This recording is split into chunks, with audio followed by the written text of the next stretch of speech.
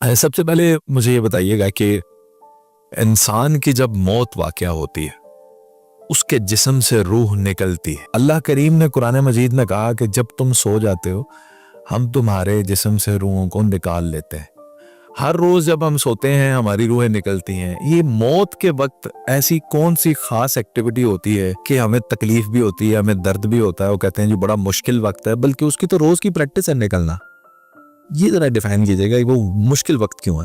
جو ہمارے سوتے وقت کی روح کا کم سونا ہے اس کو حدیث میں آقا علیہ السلام نے موت صغریٰ کہا ہے, کیونکہ اس وہ سورہ زمر کی آیت ہے, دو تین جگہ قرآن پاک میں ذکر ہے کہ جب انسان سوتا ہے تو ہم اس کی روح قبض کر لیتے ہیں. اب میں آپ کو ایک کوشش کرتا ہوں اپنا نقطہ نظر دوں. انسان کو سونے کے لیے روح کا ایگزٹ واجب ہے, کیونکہ روح ایک زندہ اور جاوید چیز ہے. جب تک روح جسم میں ہوگی نیند نہیں آ سکتی. آئے ہائے ہائے ہائے, واہ واہ, کیا بات کہہ رہا. یہ زندہ اور جاوید چیز ایگزٹ کرے گی تو میں اونگ بھی سکتا ہوں, ورنہ میں سو نہیں سکتا. اور روح نہیں سوتی, روح نہیں سو سکتی. قرآن پاک میں اللہ تعالیٰ کہتے ہیں ولا نوم, اور وہ سوتا نہیں ہے. اور یہ روح اللہ تعالیٰ نے کہا ہے ہمارے ربی ہے. اس کی کریکٹرسٹکس جو ہیں وہ ہم نے بہت ڈیوائن قسم کی رکھنی ہے, کوئی بہت ہم نے اس کو ہلکے میں نہیں, اس کی کریکٹرسٹکس رکھنی ہے. اللہ تعالیٰ کی پھونکی ہوئی روح ہے. اس کی کریکٹرسٹکس میں بھی وہ زندہ و جاوید چیز ہوگی جو اللہ تعالیٰ کی زندہ و جاوید ہستی ہے. اس لیے اس کا نکلنا واجب ہے, ورنہ میں سو ہی نہیں سکتا. میں کوما میں بھی نہیں جا سکتا اگر روح نہیں نکلتی تو. I cannot practically go off. بہت ہو. اب یہ تو ہو گئی موت صغریٰ کے لیے روح کا نکلنا ضروری, ورنہ ہم سو نہیں سکیں گے. اسی لیے جو lucid dreaming, out of body experiences, اور یہ سلیپ پیرالسس, جھٹکے نیند سے, اور جن آ جانا, یہ وہ سارے جو چیپٹرز ہیں نا, وہ اسی لیے کیونکہ روح جیسے ایگزٹ کرتی ہے تو آپ کی میری باڈی جو ہے وہ ایک ایمپٹی کنٹینر ہوتی ہے. اس کنٹینر کو اگر ہم نے اللہ تعالیٰ کے کلام پڑھ کے سونے سے پہلے حفاظت اس کی کر لی ہے تو سبحان اللہ. نہیں آئے تو ہم پھر کسی نہ کسی مشکل پریشانی کے لیے ایک کھلی کتاب ہے اس ٹائم.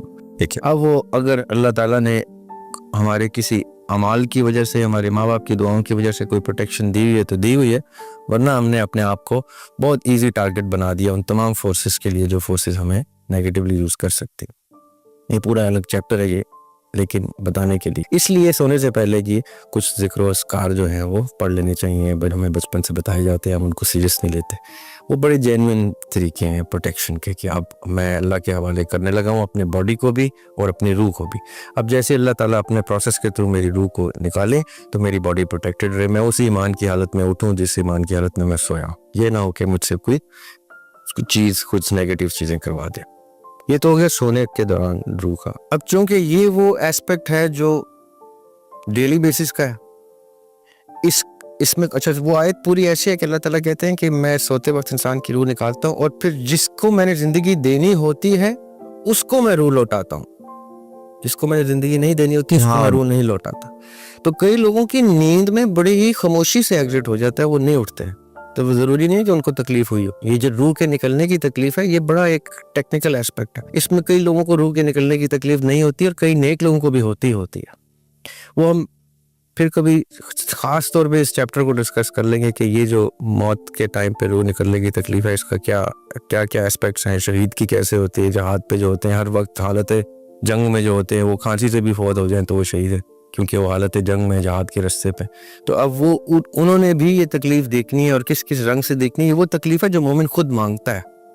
مومن تو کہتا ہے نا کہ میں اللہ کے رستے میں جان دے دوں, تو اس کو پتہ ہے کہ جان دے دوں کا مطلب ہے کہ روح نکلنے کی تکلیف میں نے برداشت کرنی ہے.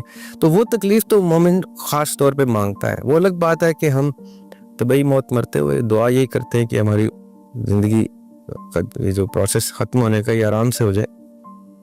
لیکن اگر آرام سے نہ بھی ہو اور مجھے پتا ہو کہ موت کے بعد میرا وصال ہے, اللہ تعالیٰ سے ملنا ہے میں نے جا کے, تو میں بڑے آرام سے وہ تکلیف لینے کو تیار ہوں گا, کوئی بھی شخص. تو وہ جو تکلیف ہے وہ مرتے وقت کی اس لیے ہے کیونکہ اب اس نے واپس نہیں آنا, اور وہ ہم نے کسی مثال کے طور پہ جو جان بوجھ کے اپنے آپ کو جہاد کے راستے میں, جیسے سولجرز ہوتے ہیں وہ بارڈر پہ کھڑے ہیں تو ان کو پتہ ہے گولی لگنی ہے تو میں نے مرنا ہے, تو وہ گولی لگنے کی تکلیف ایک ہے اور وہ جو روح نکلنے کا اسپیکٹ ہے وہ ایک ہے. لیکن وہ ہر شخص کا مختلف ہے. کسی کو بہت تکلیف سے روح نکلے گی. اصحاب ایسے تھے, ایسے قصے ملتے ہیں ہمیں احادیث کی روایات میں کہ صحابی ایسے ہیں کہ ان کی جان نہیں نکل رہی, ان کی بیوی آخر اسلام کے پاس آئی, کہہ رہی ہیں کہ ماں آ گئی ہیں کہ میرے بیٹے کی جان نہیں نکل رہی. قطع نظر کی اس حدیث کی ڈیٹیل کیا ہے, یعنی صحابی کے ساتھ بھی یہ ہو گیا ہے کہ اس کی موت کا پروسیس ڈیفیکلٹ ہو گیا. سو یہ ہر کسی پہ ڈیفرنٹ ہوتا ہے, لیکن سونے اور مرنے کا فرق یہ ہے کہ مرنے کے بعد پھر روح نے واپس نہیں آنا, اور وہ جدائی پکی جدائی ہے یہاں سے, اور وہاں پہ وصال پکا وصال ہے وہاں کا, تو اس لیے اس کی جدائی کا تکلیف سے آنا ہے. بہت شکریہ, بڑا خوبصورتی سے آپ نے ڈیفائن کیا, مجھے بالکل کلیئر ہو گیا کہ جب تک یہ میری روح نکلتی نہیں مجھے نیند آتی بھی نہیں. آئی نہیں سر کیا بات ہے. اچھا سر, اب یہیں سے دوسرا سوال پیدا ہوتا ہے کہ اب میری روح نکل چکی ہے اور میں مر چکا ہوں, میری روح نکل کر میرے جسم سے کتنی دیر میں میرے گھر کے آنگن کو چھوڑ دے گی, سب سے پہلے کہاں سٹے کرے گی, اور اس کے بعد مکمل طور پہ اپنے آباء و اجداد سے ملے گی یا نہیں ملے گی, اور وہ پروسیس تھوڑا سا ڈیفائن کیجیے. دیکھیے, یہ تو میں سچی آپ کو بات بتاؤں تو یہ مختلف مکتبہ فکر نے مختلف اس کے اوپر اپنے, مجھے تو آپ کا اوپینین چاہیے. میں ذاتی طور پہ جو اپنے مطالعے سے سمجھ چکا ہوں وہ یہ ہے کہ اگر تو میں نے اپنی زندگی ان اصول و ضوابط میں گزاری ہے جن اصول و ضوابط کو میرے شعور نے صراط مستقیم کے لیے آئیڈینٹیفائی کر دیا, میرے شعور نے. اچھا, ضروری نہیں ہے کہ میرے شعور کا صراط مستقیم آپ کے شعور کا صراط مستقیم ہو. اور بڑی بات کر رہے ہیں. میرے اوپر قرآن کی آیت اور رموز کھولے گی, آپ کے اوپر اور رموز کھولے گی, آپ کسی اور کو دیکھیں. ایک طرف کھڑا مجاہد کلمہ پڑھ کے تیر چلا رہا ہے, دوسری طرف کھڑا مجاہد کلمہ پڑھ کے تیر چلا رہا ہے. ایسا کیا ہماری اسلامک ہسٹری میں نہیں ہوا؟ ہماری اسلامک ہسٹری ہو رہا ہے. وہ تو چلے, اب تو ہم اپنے آپ کو بہت ایسے ایرا میں دیکھتے ہیں نا کہ اسٹیٹ آف کنفیوژن ہے, بہت سے معاملات ہیں. وہ تو نبی کے صلی اللہ علیہ وسلم کے کمپینینز ہیں, اصحاب ہیں جو آپس میں برسر پیکار ہیں. ان کے تو عقیدے پہ آپ شک نہیں کر سکتے. ادھر جب جنگ ہوگی تو نظریاتی اس جنگ ہے, وہ آئیڈیالوجی کی جنگ ہو رہی ہے, عقیدے کی جنگ ہے. وہ بھی کلمہ گو ہیں, وہ بھی کلمہ گو ہیں, وہ بھی کاریوں سے بھری ہوئی آرمی ہے, یہ بھی کاریوں سے بھری ہوئی آرمی, وہ بھی حفاظ ہیں اس طرف, ادھر بھی حفاظ ہے. ادھر بھی کلمہ پڑھ کے تیر چلا رہے ہیں, ادھر بھی, ادھر شہید ہو رہے ہیں تو کلمے کے ساتھ شہید ہو رہے ہیں, ادھر بھی کلمے کے ساتھ شہید ہو رہے ہیں. تو اس کا مطلب یہ دونوں کا صراط مستقیم مختلف ہو گیا, ورنہ وہ ایک جگہ پائے جائیں, ایک آرمی میں پائے جائیں. دونوں بیک وقت صراط مستقیم پر ہو سکتے ہیں, دونوں بیک وقت اپنے اپنے شعور کے مطابق صراط مستقیم پہ ہی لڑ رہے ہیں. دونوں بیک وقت حق پہ ہو سکتے ہیں, دونوں بیک وقت حق پہ ہی لڑ رہے ہیں. ایک طرف علی ہوں پھر بھی دونوں حق پہ ہو سکتے ہیں. اب یہ آپ 2025 میں بیٹھ کے یہ کہہ رہے ہیں کہ ایک طرف علی علیہ السلام ہو, مولا علی علیہ السلام, اور بالمقابل کوئی بھی ہو. ہاں, کوئی بھی ہو. 2025 میں ہم بڑے آرام سے یہ کہہ سکتے ہیں. آپ یقین کریں اس وقت اگر آپ ہسٹری پڑھیں تو سب سے بڑے جلیل القدر لوگ بھی کنفیوژن میں آ گئے تھے. اس لیے میں تو شکر ہی کرتا ہوں آج کہ ہم ایسے دور میں نہیں تھے. ہم یہاں بیٹھ کے ہسٹری کو بہت ایزیلی, یہ ہسٹری کی خوبصورتی ہے کہ آپ فیوچر میں آ کے ہسٹری کو اینالائز کر سکتے ہیں, اس میں سے حقائق نکال سکتے ہیں, اس میں سے اپنا نقطہ نظر نکال سکتے ہیں. اور ابھی بھی ایک کثیر تعداد ہے مسلمانوں کی جو دونوں کو ہی حق پہ کہتی ہے, کثیر تعداد. جی, یہاں تک کہ مولا علی علیہ السلام نے ان شہداء کے لیے دعائیں کی ہیں جو دوسرے مقابل آرمی میں قتل ہوئے ہیں. کیا بات, شہید ہوئے. کیا بات. تو مطلب کیا ہے کہ وہ ایسا ایکسٹریم لیول آف کنفیوژن ہے کہ اس میں بڑے سے بڑے لوگ جو ہیں وہ اس اسٹیٹ کا شکار ہو گئے کہ ایک طرف ام المومنین ہے, ایک طرف امیر المومنین ہے, یا ایک طرف صحابی ہیں اور ایک طرف اہل بیت ہے. یہ بڑا ایک لمحہ فکری ہے ان لوگوں کے لیے کنفیوژن. جی. ہمارا موضوع ہی نہ کہیں وہ ہو جائے. جی ہاں, وہ تھا کہ اب میری روح جو ہے وہ جی کدھر جا رہی ہے, جس صراط مستقیم میرا آیا. جی, اب اگر میں اپنے شعور کے مطابق صراط مستقیم پہ ہوں, میں اپنے شعور کے مطابق, تو میری قبر میں میرے شعور کے مطابق میرے سوال ہونے ہیں. میری قبر میں میرے شعور کے مطابق سوال ہونے کا مطلب یہ ہے کہ میری ساری زندگی کا نچوڑ میرا شعور آئیڈینٹیفائی کرے گا کہ میں نے اس کو صراط مستقیم پایا, میں نے اس کے اوپر جان دی. اب جب میں ایکچول میں اس کو ٹرانسلیٹ کرتا ہوں مرنے کے بعد, جب اللہ تعالیٰ مجھے بہت کلیئرلی بتا دیتے ہیں کہ میرا صراط مستقیم حق تھا یا نہیں, اس کے بعد تعین ہوگا کہ میری روح کو پرمیشن کس لیول کی ملتی ہے. میں معافی سے یہیں پہ ایک سوال پوچھنے کی اجازت دیجیے گا. قبر میں جب مجھ سے سوال ہو رہا ہوگا, قبر تو بہت بعد میں آئے گی, یا جہاں پہ بھی, جی, جیسے آپ کا روح اس وقت میرے پاس ہونی چاہیے نا.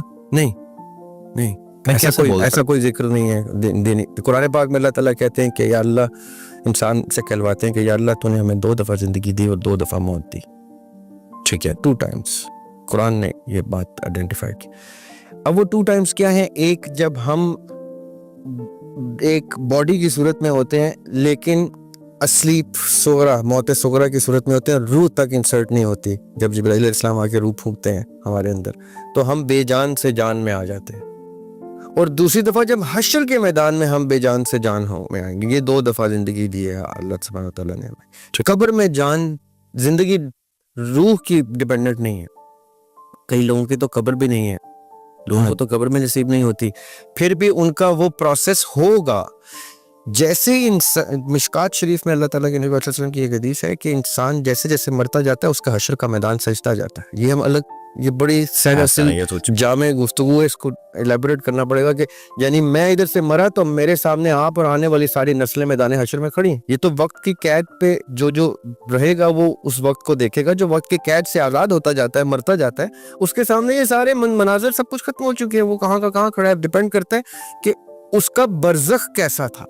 عالم ارواح سے عالم اسباب میں آئے، عالم اسباب سے عالم برزخ میں جب ہم گئے ہیں تو میں نے اپنے صراط مستقیم کو اگر فالو کیا تھا اور وہ صراط مستقیم میرے مرتے ہی ثابت ہوا کہ ٹھیک تھا تو میں بڑی خوشحالی کی سفر پہ چل پڑے میری روح جو ہے. پھر اس کے پاس برزخ میں جانے کا بھی ایکسس ہے. یا اہل تصوف تو یہ کہتے ہیں کہ ہم جب دنیا سے وصال کرتے ہیں، انتقال نہیں، وصال کرتے ہیں، تو ہمیں اللہ تعالیٰ پوچھتا ہے کہ اب بتا تیری رضا کیا ہے. واہ واہ. تو ہم واپس جاتے ہیں اللہ تعالیٰ کے ٹاسک لینے کے لیے. اب ان کی روح تو واپس آ کے ٹاسک بھی کر رہی ہے بقول ان کے let's take their perspective for the sake of discussion کہ اگر ہم اس کے اندر تھوڑی سی بھی ویٹیج رکھیں. میں یہ نہیں کہتا کہ ہم آؤٹ رائٹلی بلیو کریں یا آؤٹ رائٹلی ریجیکٹ کریں، ہم تھوڑا سا اس کو ویٹیج دیں کہ اگر ان کے نقطہ نظر کو سامنے رکھا جائے تو بقول ان کی ارواح تو واپس بھی آتی رہتی ہیں. تو یہ تو بڑا کمپلیکس ہو گیا، ڈیفرنٹ ہو گیا. تو اس کا میں جب مرا میری کہاں گئی روح، ابھی مجھے سمجھ نہیں آ رہی. جی اب ڈیپینڈ کرے گا نا کہ آپ کا شعور، میرا شعور اگر اہل تصوف کی اس بات کو مانتا ہے نا، اگر for the seek of discussion, اگر نہیں مانتا دونوں طریقے سے دیکھ لیتے ہیں. میرا شعور اگر یہ مانتا ہے کہ اہل تصوف ٹھیک بات کرتے ہیں اور میں اس رستے پہ چل پڑتا ہوں تو میں یہ آپ کو بھی وثوق سے کہوں گا کہ میری روح واپس آئے گی.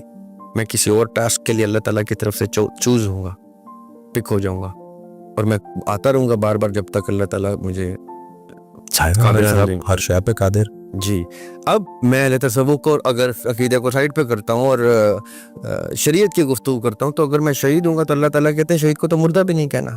قرآن میں اللہ تعالیٰ کہتے ہیں شہید کو مردہ مت کہو. تو پھر تو میرے ساتھ تو سلوک ہی مختلف ہوگا. اگر میں شہید ہوں میری روح کو تو پھر ہر چیز کا اللہ تعالیٰ کہیں گے کہ جا تو نے اپنے رشتہ داروں سے ملنا ہے، اپنے دشمنوں سے ملنا ہے، دوستوں سے، جو مرضی جس سے مل، کیونکہ اس روح نے وہ ڈگری اچیو کر لی جو کتاب کے مطابق اول ترین ڈگری ہے. اللہ تعالیٰ نے کہا ہے کہ قرآن پاک میں اللہ تعالیٰ کہتے ہیں کہ جو صراط مستقیم کا آگے قرآن پاک الیبریٹ کرتا ہے کہ صراط مستقیم کون ہے، کیونکہ سورہ فاتح میں ہم کہتے ہیں کہ یا اللہ ہمیں ان لوگوں کے ساتھ ہمیں رکھ جن پہ تیری انعام ہے. انعمت علیہم. تو انعمت علیہم کو آگے اللہ تعالیٰ بیان کرتے ہیں کہ انعمت علیہم وہ ہیں جو اپنے اتباع کی وجہ سے، کہ جو اللہ اور رسول کے اوپر انہوں نے اتباع کی صلی اللہ علیہ وسلم کے اوپر، تو ہم نے ان کو شہیدوں کے ساتھ، نبیوں کے ساتھ، شہداء کے ساتھ، صالحین کے ساتھ، مخلصین کے ساتھ، ان کے ساتھ بٹھاؤں.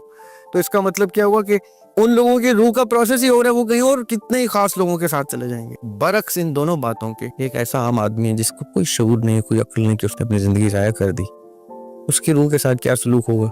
وہ خود بھی سوچ سکتا ہے کہ میں تو ایسی چیزیں ایکسپیکٹ بھی نہیں کر سکتا کہ میرے ساتھ اتنے کوئی سپر نیچرل ہوں گی، کیونکہ میں نے تو زندگی بڑی آرڈنری گزار کے ضائع کر دی ہے. تو اس کی روح کے ساتھ کچھ اور ہی معاملات ہوں گے. اس لیے یہ بڑی ویری کرے گی ہر بندے کی سچویشن میں. مجھے یہ تھوڑا سا مختصراً بتائیے گا کہ انتقال کیے ہوئے شخص کی روح اپنے بچوں کو روتے ہوئے دیکھ سکتی ہے جب وہ قبر پہ آتے ہیں، اپنے ماں باپ سے بات کرتے ہیں، ملتے ہیں، وہ ان کے لیے دعا کر سکتی ہے اللہ سے، ان کو انہیں پتہ چلتا ہے کہ ہمارے پاس کوئی آیا ہے. حدیث کی روشنی میں تو بالکل دیکھ سکتے ہیں.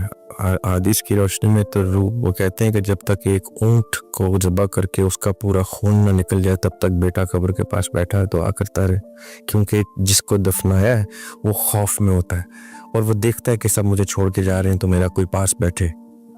تو بیٹا عموماً ہمارے ہاں مسلمان جو ہیں وہ اپنے عقیدے کے مطابق بیٹے کو، حدیث کی روایات کے مطابق بیٹے کا فرض ہوتا ہے کہ بڑا بیٹا وہاں بیٹھ کے ان کی یہ دعا کرتا ہے، فاتحہ پڑھتا ہے اور سارا کچھ. دیکھیں کتنے چیزیں ویری ہو جاتی ہیں اگر ہم پچھلی بات کو ملحوظ رکھیں کہ یہ ہر شخص پہ ویری کرے گا. کئی لوگوں کی، جیسے کہ میں نے کہا کہ قبر نصیب نہیں ہوتی، کئی شہداء کو قبر نصیب نہیں ہوتی، کئی دین مذاہب میں تو قبر ہوتی ہی نہیں، لیکن ان کی ارواح بھی اسی طرح اللہ تعالیٰ کے لیے روح جو حیثیت رکھتی ہیں جیسے ایک مسلمان کی روح کے لیے روح حیثیت رکھتے ہیں. تو جو اصول و ضوابط ہیں، اصول وہ ارواح کے وہی لاگو ہوتے ہیں جو سب پہ ہوتے ہیں کہ میرے سوتے بھی ایک عالم ارواح اسٹیبلش ہو جاتا ہے اور میرے مرنے سے ایک عالم برزخ اسٹیبلش ہو جاتا ہے. میرے اعمال ہی وہ واحد چیز ہیں جو ڈکٹیٹ کریں گے کہ میری روح کو لبرٹی کس حد تک ملے گی میرے جانے کے بعد. اس لیے نیک روح اور بد روح کا کانسیپٹ ہے. اصل میں تو روح امر ربی ہے، اس میں نیک اور بدی کا کانسیپٹ نہیں ہوتا، وہ تو علم ہے، علم کی روشنی ہے، نور ہے اللہ تعالیٰ کا، اس کو بدی اور نیکی کا کانسیپٹ نہیں. لیکن وہ میرے اعمال میرے روح کو لیبل کریں گے یا میرے نفس کو لیبل کریں گے کہ یہ بد روح ہے یا یہ اچھی روح ہے، نیک روح. تو جو نیک روح ہے اس کو لبرٹیز ملیں گی، جو بد روح ہے اس کو لبرٹیز نہیں ملیں گی. ان سمپل ورڈ. اب میں سوال یہ پوچھنا چاہتا ہوں کہ بزرگ اکثر کہہ دیتے ہیں تمہارے اندر تمہارے باپ کی روح ہے، دادا کی روح ہے، تم تو وہ بالکل وہی چیز ہو، شکل سے بھی روح بھی تمہاری وہی ہے. کیا ایک روح کو یہ پرویلیج حاصل ہے کہ وہ دوسری دفعہ پہلے ایک مکمل 80-90 سال کی زندگی ایک بندے کے ساتھ گزارے، پھر 80-90 سال کی زندگی ایک بندے کے ساتھ گزارے؟ کیا روحیں ایسا کر سکتی ہیں؟ اسلام نہیں مانتا اس چیز کو کہ ایک روح کسی اور روح میں دوسری صورت میں جا سکتی. اسلام میں کہیں پہ بھی میرے مطالعے سے ایسی چیز نہیں گزری.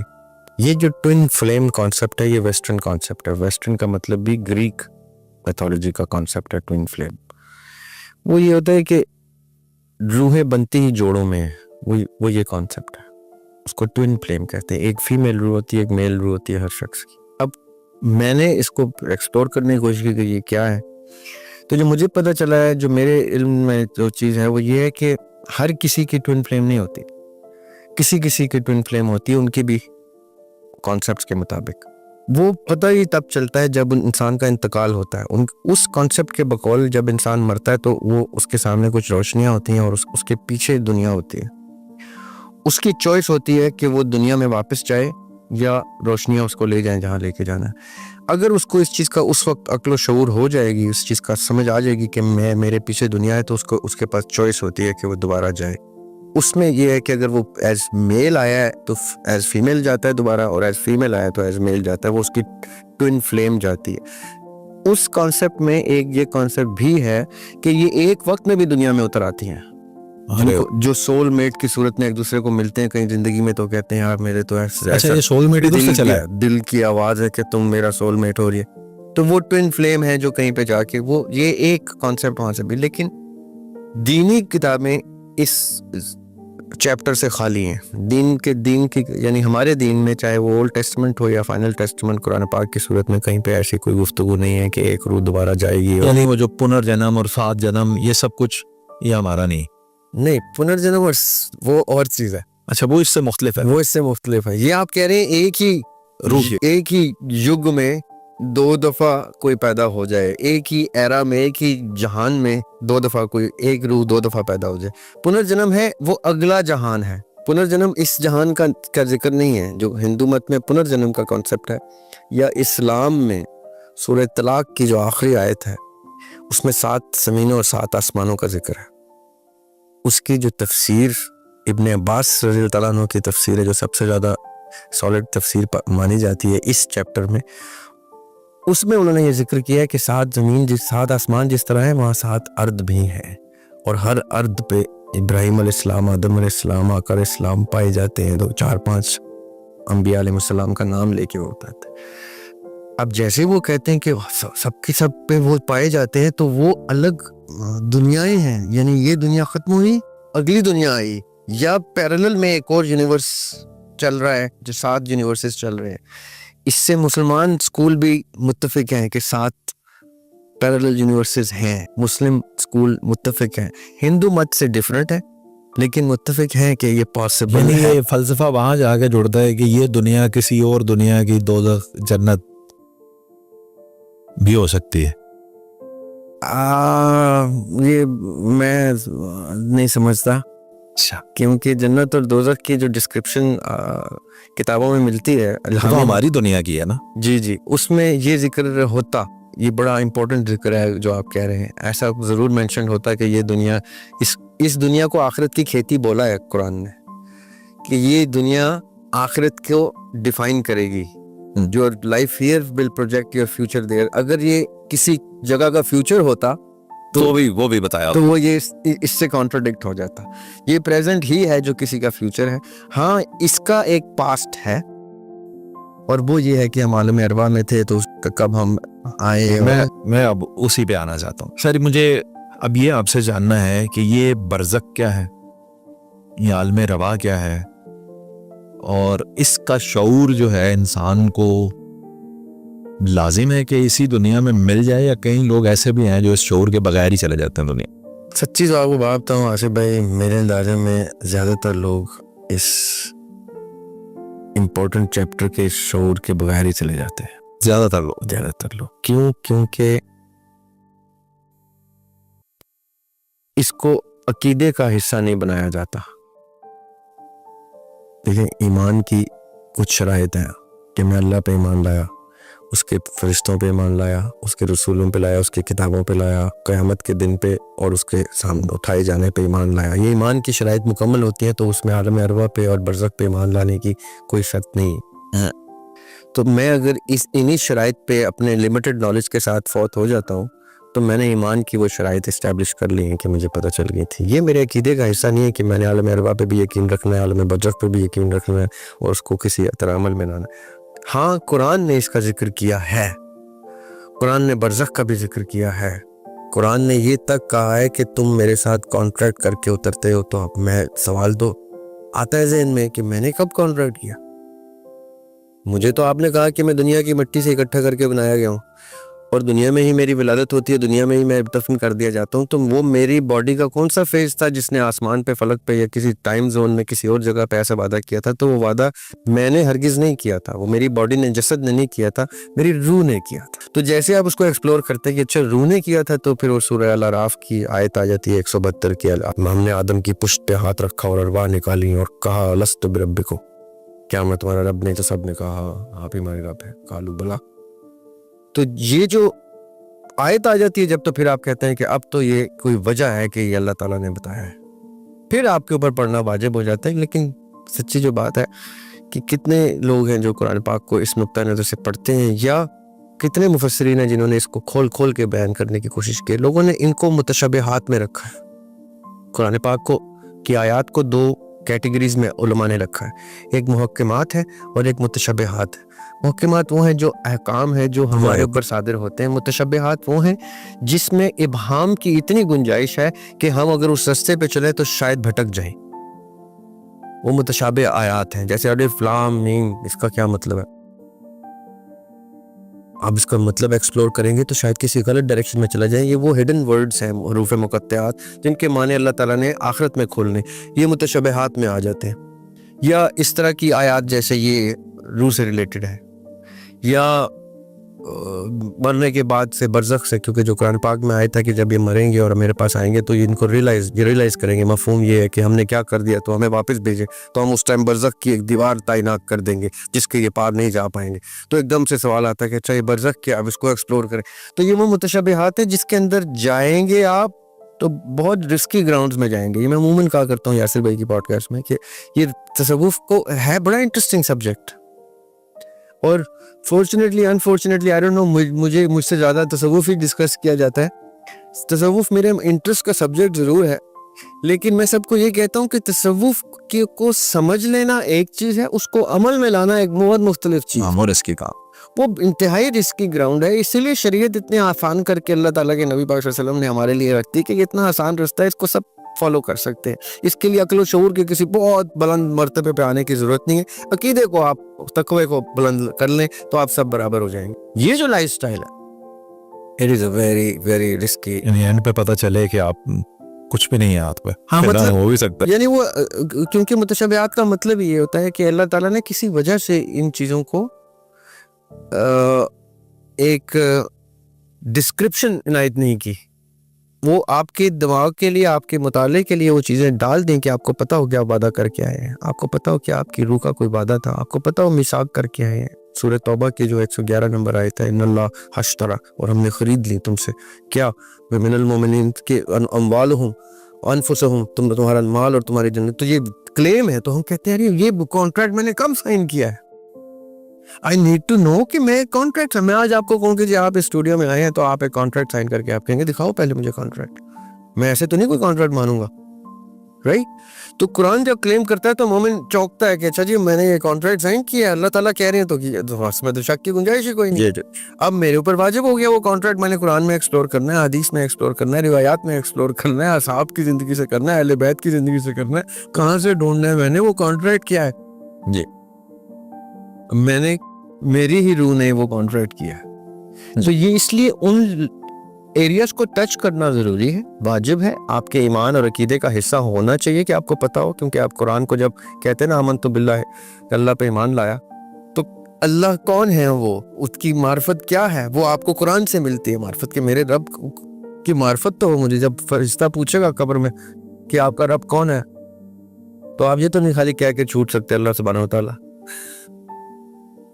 وہ آپ سے معرفت کا سوال پوچھیں گے۔ ہاں میں اکثر کہتا ہوں کہ میں تو کہہ دوں گا فرشتے کو کہ باقی کے فرشتے اکٹھے کرو، میرا بیان شروع ہونے والا ہے، میں نے ساری زندگی اللہ کی معرفت پہ گزار دی، اب میں جب بتاؤں گا میرا رب کون ہے تو سب کو سننا چاہیے، پتہ چلے کوئی ایسا شخص اترا ہے جس کو اللہ کی معرفت آ گئی تھی، تو میں آپ کو کچھ تو بتاؤں نا، 50 سال کی زندگی، آدھی صدی، کوئی تھوڑی زندگی تھوڑی ہوتی ہے کہ میں آپ کو بتاؤں نا تو شروع کروں کہ میں نے 19 صدی میں کیا معرفت حاصل کی، کیا کہنے۔ دوسرا سوال تو بہت بڑا ہے، میرے رب نبی کا جب سوال کریں گے آپ، تو وہ تو پھر آپ کل خلقت اکٹھی کر لینا، کیونکہ رحمت للعالمین کا ذکر کر دیا آپ نے، پھر تو سارے عالم وٹنس ہوں کہ میں کیا بیان دینے لگا۔ تو یہ مومن اترے تو شان سے اترے نا، مومن کہ ہاں میں معرفت لے کے اترا، کیا کہنے، ایمان تازہ کر دیا، کم از کم یہ تو ہونا، اتنا تو ہو کہ آپ اپنے آڈینس کو جانتے ہو کہ کس لیول کی آڈینس آ رہی ہے آپ کے ساتھ، آپ نے اس لیول کا جواب رکھنا ہے۔ یہ جو معرفت ہے یہ آپ کو قرآن نے دینی ہے، یہ پھر آپ نے پھر متشابہات کو ٹچ ضرور کرنا ہے کہ مجھے پتا ہو۔ آپ مجھے بتا ہی دیں کہ وہ دیوار جس میں روحیں قید ہیں نہیں آ سکتی باہر، وہ برزخ کیوں ہے، کب تک ہے؟ دیکھیں میں وہی آپ سے بات کر رہا ہوں، میں اپنی برزخ خود ڈیزائن کرتا ہوں، یہ قرآن کہتا ہے۔ اچھا، قرآن کہتا ہے کہ ہر شخص کو میں نے اختیار دیا کہ وہ چوز کرے کہ وہ کہاں آنا چاہتا ہے۔ اوئے ہوئے ہوئے، قل یا ایھا الناس قد جاءکم الحق من ربکم، نبی پاک صلی اللہ علیہ وسلم سے کہہ رہے ہیں کہ اے نبی کہہ دیجئے، قل یا ایھا الناس، سب یا ایھا الناس سے، تمام انسان سے، کہ تم پر حق عیاں ہو گیا تمہارے رب کی طرف، فمن اہتدی، اب وہ جس کو ہدایت چاہیے، یعنی یہ میرے اوپر ہے کہ ہدایت چاہیے تو آپ کو ہدایت ملے گی، اور اگر آپ کو گمراہی چاہیے تو آپ کو گمراہی ملے گی، اور آگے یہ تک کہہ دیا کہ اے نبی کہہ دیجئے کہ میں تمہارا وکیل نہیں ہوں،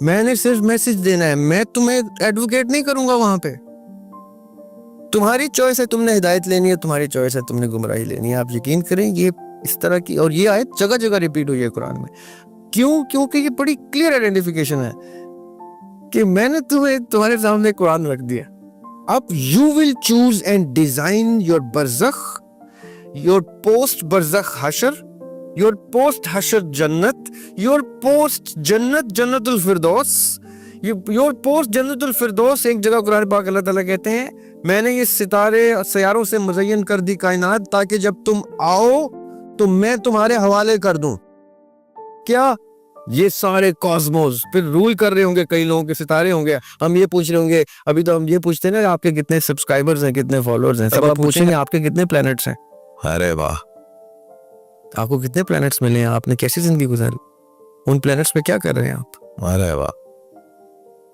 قرآن کہہ رہا ہے۔ کیا کہنے۔ تو یہ ساری چیزیں ہماری چوائس پہ اللہ تعالیٰ نے چھوڑ دی ہیں۔ اچھا، میری برزخ میں میری مرضی کی روحیں بھی ہو سکتی؟ جی، اگر آپ نے، دیکھیں آپ کی مرضی کا مطلب کیا ہے، میں نے اگر زندگی اس معیار پہ گزاری ہے جہاں پہ وہ ان لاک ہو جاتا ہے، وہ فضل اللہ کا، جی، کہ اللہ تعالیٰ کہتے ہیں بتا تیری، وہ اقبال نے کہا نا، خود ہی کو کر بلند اتنا کہ ہر تقدیر، دیکھیں انہوں نے ٹرم یوز کیا، ہر تقدیر، اس کا مطلب ایک سے زیادہ تقدیر کی گفتگو ہو رہی ہے جی جی جی کہ ہر تقدیر سے پہلے خدا بندے سے خود پوچھے بتاتے یعنی نیکسٹ پیرلل یونیورس میں آپ نے کہاں جانا ہے، یہ اقبال بھی بہانے سے یہ بات بتا گئی. ہم اس دور میں تھے، سیدھا کہتے تو مشکل میں بھی پھنس سکتے تھے. بالکل ایسے. ابھی بھی عالم ابھی میں مجھے میرے بارے میں ابھی دیکھیں نیچے کیا کامنٹ آئیں گے کہ کیا باتیں کر رہا ہے. ابھی آپ دیکھیے وہ ہر دور میں، یہ 100 سال بعد بھی ہمیں اقبال کی بات گونج رہی ہے، تو یہ 100 سال بعد بھی وہی کچھ ہوگا جیسے آج اقبال کو لوگ تنقید کرتے ہیں، وہ بھی یہی بات کریں گے. عالم رواں کیا؟ عالم ارواح وہ جگہ ہے جہاں پہ ارواح آنے سے دنیا میں، اس باڈی کو لے کے دنیا میں آنے سے پہلے جہاں پہ عہد الست ہوا، وہ جو آدم کی پشت پہ ہاتھ رکھ کے ارواح نکالی، اس کی جو تفسیر ہے وہ آقا علیہ السلام نے خود کی ہے. اس آیت کی تفسیر ابو داؤد میں حضرت عمر رضی اللہ عنہ سے اس آیت کی تفسیر جو ہے وہ یہ ملتی ہے کہ جب آدم کی پشت پہ ہاتھ رکھ کے ارواح نکالیں تو دو طرح کی روح تھی، ایک وہ جن کا انجام جنت میں تھا، اور ایک وہ جن کا انجام دوزخ میں جا رہا تھا. تو اصحاب نے پوچھا جب آقا علیہ السلام سے کہ اس کا کیا مطلب ہوا، یعنی جو جنتی ہیں وہ جنتی ہیں، وہ کچھ نہ کریں جنت میں جائیں گے، اور جو دوزخی ہیں وہ دوزخی ہیں، وہ کچھ بھی کریں وہ دوزخ میں جائیں گے. تو آقا علیہ السلام مسکراتے ہیں اور کہتے ہیں نہیں ایسا نہیں ہے، انسان اپنی زندگی میں کچھ کرتے عین ٹائم پہ کچھ ایسا کرے گا کہ وہ جنت میں جاتے جاتے دوزخ میں چلا جائے گا، اور دوزخ میں جاتے جاتے جنت میں چلا جائے گا. تو مطلب یہ ہے کہ یہ ہمارے کنٹرول میں ہے. اب میں نے اگر زندگی اچھی گزاری، اب دیکھیں عالم ارواح کیا ہے. عالم ارواح وہ جگہ ہے جہاں پہ ہم نے اس منظر نامے کو دیکھتے ہوئے جو ہمارے سامنے درپیش تھا، آدم علیہ السلام آ چکے تھے، دنیا چل رہی تھی. اب میں آپ کو ایک بالکل اپنا ذاتی نقطہ نظر دینے لگا ہوں، اس سے لوگ اختلاف کر سکتے ہیں، کوئی شک نہیں، یہ بتانے کے لیے میں ایک کانسیپٹ دے رہا ہوں. میرے سامنے یہ جو 1970 سے لے کے 2025-30 تک کا ایرا تھا نا، یہ میری چوائس سے میں نے لیا تھا. عالم ارواح میں بیٹھ کے میں نے کہا تھا کہ مجھے یہ سن 17 میں پیدا کرنا ہے آپ نے عدیم ہاشمی کے گھر میں. وہ میرے بھائی، یہ ساحل الدین میرا بھائی ہو، منزل الدین میرا بھائی ہو، یہ میری بہن ہو، یہ میری والدہ ہو، یہ میرا نام ہو، یہ کام میں کروں گا. اس طرح سے مجھے اتنی تکلیفات دینی ہے، اتنی تکلیفیں دینی ہے لازمی، اتنے درد ضرور دینے ہیں مجھے کہ مجھے آپ یاد آتے رہیں، ورنہ میں بھٹک جاؤں. اگر میں بھٹک گیا تو میں سرخرو نہیں ہو سکتا. مجھے موت تک نہیں دینی اس وقت تک جب تک میں سرخرو نہ ہوں. مجھے اتنا ٹائم آپ نے دینا ہے. میں یہاں پہ اس ڈارک پورشن میں، مہدی علیہ السلام کے آنے سے پہلے اور خلافت راشدہ کے کلیپس ہو جانے کے بعد کا ڈارک پورشن ہے. اس ڈارک پورشن میں میں نے دنیا کے نظام میں اپنا کیا رول پلے کرنا ہے، میں وہ اپنا آپ کو سرخرو ہو کے آؤں گا. یہ میں آپ سے وعدہ کرتا ہوں. یہ فرشتوں سے کانٹریکٹ سائن کر کے ہم اترتے ہیں. یہ منظر نامہ ہمارے سامنے ہوتا ہے. ہم نے تب چھلانگ نہیں ماری تھی جب اسماعیل علیہ السلام کے گلے پہ چھری چلا رہے تھے ابراہیم علیہ السلام. ہم تب بھی چھلانگ مار سکتے تھے. اس ٹائم ایک قافلہ اٹھا تھا حسین علیہ السلام کا، ہم ارواح میں بیٹھے ہوئے تھے اور آواز آئی لبیک یا حسین، لبیک یا حسین. ہم نے کہا فرشتوں سے یہ کیا ہے؟ تو انہوں نے کہا یہ حسین علیہ السلام ہے. انہوں نے کہہ دیا ہے کہ اسماعیل علیہ السلام کی قربانی روک دیں، میں اپنا پورا کنبہ قربان کرنے کو تیار، میں اس سے بڑی قربانی دوں گا. میں پورا کنبہ کو قربان کرنے کو تیار ہوں. اسماعیل علیہ السلام کی قربانی روک دیں کیونکہ ان میں سے احمد علیہ السلام نے آنا ہے. ارے واہ. اور وہاں پہ وہ قربانی ریپلیس ہوتی ہے اور پھر حسین علیہ السلام آتے ہیں اور اپنی قربانی پوری کرتے ہیں. اب کس نے کون سے مراحل میں کیا کیا رول پلے کیا، جتنے بھٹکے ہوئے ہیں اس ڈائریکشن میں وہ ہیں جو اپنا وعدہ بھول گئے. وہ یہ کہہ کے اترے تھے کہ اس جنگ میں ہم حسین کے ساتھ ہوں گے، حق کے ساتھ ہوں گے، اس جنگ میں ہم علی کے ساتھ ہوں گے، اس جنگ میں آقا علیہ السلام کے ساتھ ہوں گے، اس جنگ میں ہم چاہے 2025 کی جنگ عظیم ہو، ہم اس میں حق کے ساتھ ہوں گے. یہ ہم وعدہ کر کے اترتے ہیں. وہ الگ بات ہے کہ دنیا میں آ کے پھر ہم بھٹک جاتے ہیں. روح کسی کی بھی غلط وعدہ نہیں کر کے اترتی، حالات اس کو. کیا بات ہے، کیا یہ ساری چیزیں. concept. اب یہ جو میں نے اور آپ نے جو ہے نا یہ فیصلہ کیا تھا، اور آج دیکھیں اس فیصلے کے مطابق ہم آج مل لیے. یہ بھی طے تھا ملیں گے، یہ بھی طے تھا کہ ملیں گے، اور کوئی نہ کوئی بات تو ہم نے مل کے ایسے چلانی تھی آپ کی پوڈ کاسٹ پہ جو کسی نہ کسی کی زندگی بدل دے. شاید کوئی کسی نہ کسی رستے سے حق پہ آ جائے. روح تو وہی چاہتی ہے جو وہ کانٹریکٹ کر کے آئی ہے وہ پورا ہو.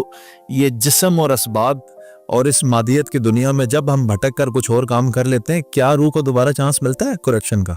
जी, अगर मैंने अपनी जिंदगी में कुछ ऐसा कर दिया है, जैसे हमने पहले डिस्कस किया कि इस मयार पे पहुंच गए कि अल्लाह ताला के चलो, अल्लाह ताला तो हर चीज पे कादिर है, ओके ठीक है, इसकी नीयत मुझे पसंद आ गई, इसका फला अमल मुझे पसंद आ गया, दिया इसको जो ये दे जो मांगता है। This is that simple to me, मेरे अंदाज में मैं तो ये समझ पाया हूँ। अभी शायद इससे अफजल कोई चीज मुझे कल मिले तो मैं आप तक वो पहुंचा दूंगा। अभी तो मुझे यही समझ में आई है क्या अपने तालिब इल्मी में मुझे जो अभी तक मेरे असातिज़ा ने मुझ तक पहुंचाया है वो यही। एक क्लास में 30-40 स्टूडेंट्स होता है, एक अव्वल आता है, एक दोम, कोई तीसरे नंबर पे, कोई फेल। इस दुनिया में भी इसी तरह हम अपने अपने अमाल लेकर आखिरत में जाएंगे, कोई जन्नत में, कोई जहन्नम में। मरने के बाद हम सबको यही दुआ देते हैं, अल्लाह तुम्हें जन्नतुल फिरदौस में आला मुकाम दे। अल्लाह का इंसाफ ये कैसे हो सकता है कि सारे तालिब इल्मों को ही जन्नतुल फिरदौस में डाल दिया जाए? तो फिर जन्नतुल नईम किसके लिए होगी?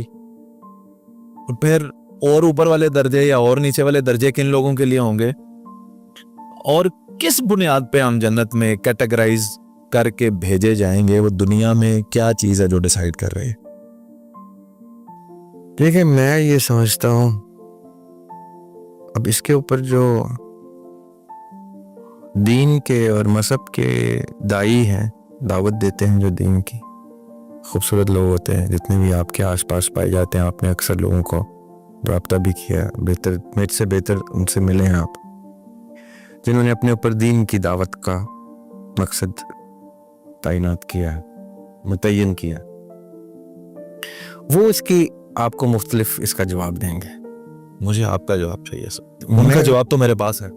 मैं ये समझता हूँ, और वो बहुत खूबसूरत जवाब है, वो वाकई किताबी जवाब है और दुरुस्त जवाब है। मैं खाली ये समझता हूँ कि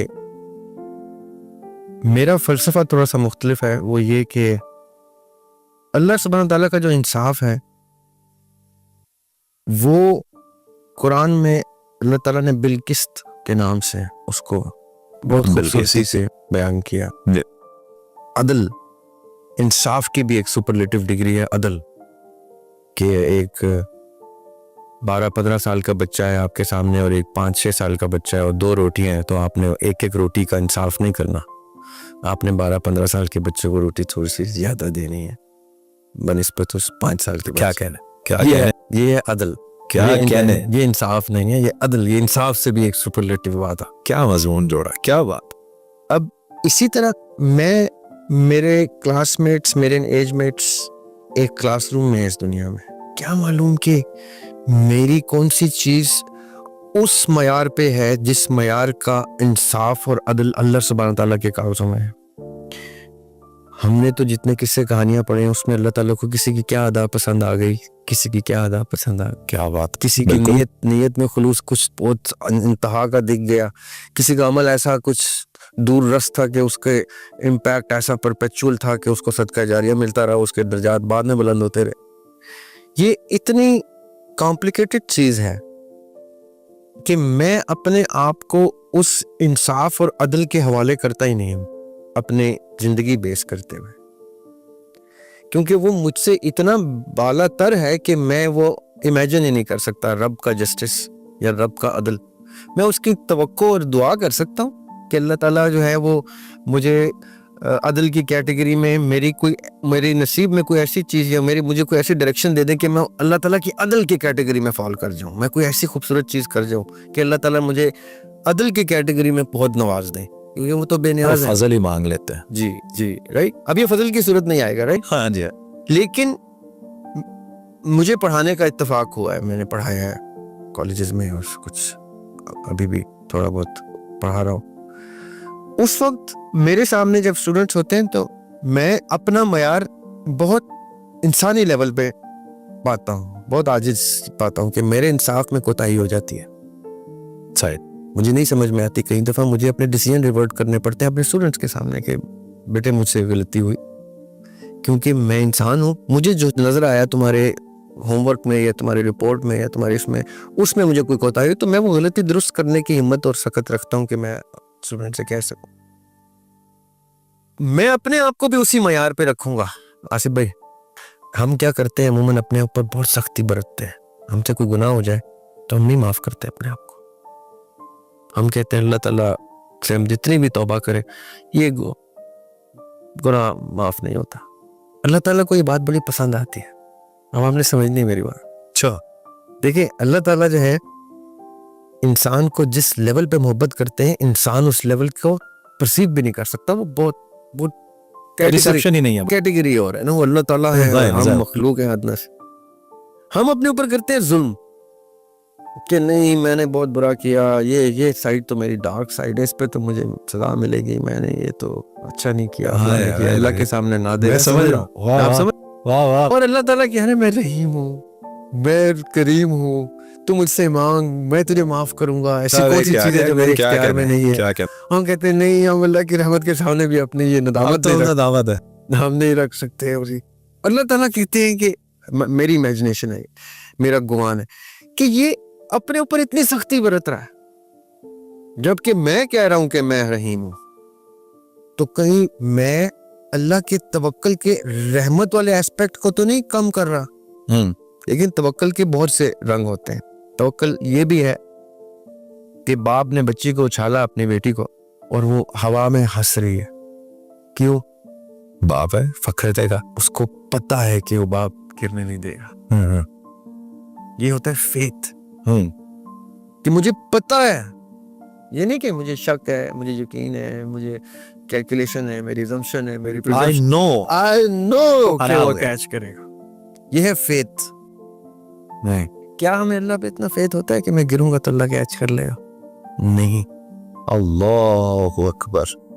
ہم جتنا مرضی مانے, ہم جب گرتے ہیں نا تو ہم کہتے ہیں پاتال میں پھینکتے ہیں اپنے آپ کو, کہ یہاں سے تو جہنم میں پھینکتے ہیں اپنے آپ کو. ہمارے سے ایک غلطی سرزد ہوتی ہے. جو انصاف پسند اصول پرست لوگ ہیں وہ اپنے عمل پہ اپنے آپ سے اتنی سختی کرتے ہیں کہ وہ کہتے ہیں کہ یہ تو میرا جانا ہی جنت میں انٹری بین ہو گئی ہے. وہ اقبال کی ایک فارسی کی ربائی ہے, اس کی اردو یہ ہے, مفہوم اس کا یہ ہے کہ میں تو بہت ادنا سا فقیر ہوں, تو بادشاہ ہے. ایک میری ریکویسٹ ہے تیری بادشاہی سے کہ جب مجھے حشر میں میرا حساب رکھیں تو آقا کی نظروں سے میرا حساب اوجھل رکھے. کہ میری ندامت اجازت نہیں دیتی کہ میں امتی کے نام پہ اٹھایا جاؤں اور امتی ہونے کے ناطے آقا علیہ السلام کے سامنے میرا یہ حساب کھولا جائے. وہ کہتے ہیں میرا حساب ان کے سامنے نہ کھولا جائے. یہ اقبال کی ریکویسٹ ہے. کیوں؟ کچھ تو ان کو اپنے اوپر سختی آ گئی نا کہ میں نے کچھ ایسے اعمال کیے ہیں جن کی کوئی کفارہ ہی نہیں ہے. جس اور ایٹ دا سیم ٹائم وہ بھی لوگ ہیں جو جانتے ہیں کہ گناہ سرزد ہوئے, اسی لیے چاہتے ہیں کہ آقا علیہ السلام کے سامنے ہی کھلے, کہ ان کی شفاعت. بڑے بریو لوگ ہیں وہ, اللہ ان کو ان کے خوش گمانی کو پورا کرے. میری دعائیں ان کے لیے, مجھ سے نہیں ہوتا ہے یہ سچی بات. میں ذرا سخت ہوں اپنے ساتھ, ٹھیک ہے. میں کہتا ہوں کہ نہیں بھی جو مجھ سے ہو گیا وہ میں کریج کے ساتھ اس کو فیس کروں گا, کہ میں غلطی کی جلائیں مجھے جتنی دیر جلانا ہے, جو حصہ صاف کرنا ہے. اتنی پاکیزہ جنت میں اتنا میلا جا ہی نہیں سکتا. یہ جس ہستی سے منسوب ہے, جو اس کی سردار ہے, وہ اتنی پاکیزہ ہستیاں ہیں کہ میں اتنی پاکیزہ جنت میں اس لباس میں جا ہی نہیں سکتا. یہ لباس اس جہنم کی لانڈری میں دھو دیا جائے, چاہے اس لانڈری میں پانی سے نہیں آگ سے بھی دھلتا ہے تو میں دھونے کو تیار. پوائنٹ کیا ہے کہ اللہ کی رحمت ہے ایک طرف اور ایک طرف انصاف ہے. تو میں نے دیکھا ہے لوگوں کو, لوگ کہتے ہیں کہ ہم اللہ کی رحمت کی طرف جاتے ہیں, انصاف کی طرف گئے تو پھنس جائیں گے. رائٹ. تو وہ جو آپ کا سوال ہے نا کہ ہر اسٹوڈنٹ کا مختلف حساب کتاب ہے, تو ہر اسٹوڈنٹ اللہ کو گمان میں بھی مختلف دیکھ رہا ہے. ملے گا بھی ویسے. کوئی کہتا ہے کہ میرا رب تو اتنا رحیم کریم ہے کہ میرے سارے گناہوں کے ساتھ مجھے معاف کر دے گا, کیونکہ اس کو پتا ہے کہ میں توبہ کا کلیمنٹ ہوں. کوئی کہتا ہے کہ میری توبہ کی کیا ویلیو ہے, میں تو جلایا جاؤں گا. کوئی کیا کہتا ہے. تو جیسا جیسا آپ کا گمان ہے, میں سمجھتا ہوں ویسا ویسا آپ کا رب آپ کے ساتھ پیش آئے گا. تو خوش گمانی رکھنی چاہیے. میرا مشورہ تو یہی ہے. میں البتہ سمجھتا ہوں کہ اپنے آپ کو اسی طرح ٹریٹ کریں جیسے کہ آپ اپنے کسی اسٹوڈنٹ کو ٹریٹ کریں. کیا اس دنیا کے نظام میں سفارش چلتی ہے, सिफारशी हमेशा कोई तगड़ा शख्स होता तभी सिफारिश चलती है। हम ये भी मानते हैं आका अलैहिस्सलाम हमारी सिफारिश करेंगे, वरना हम तो गुनाहगार लोग हैं। क्या अल्लाह के यहाँ सिफारिश चलेगी?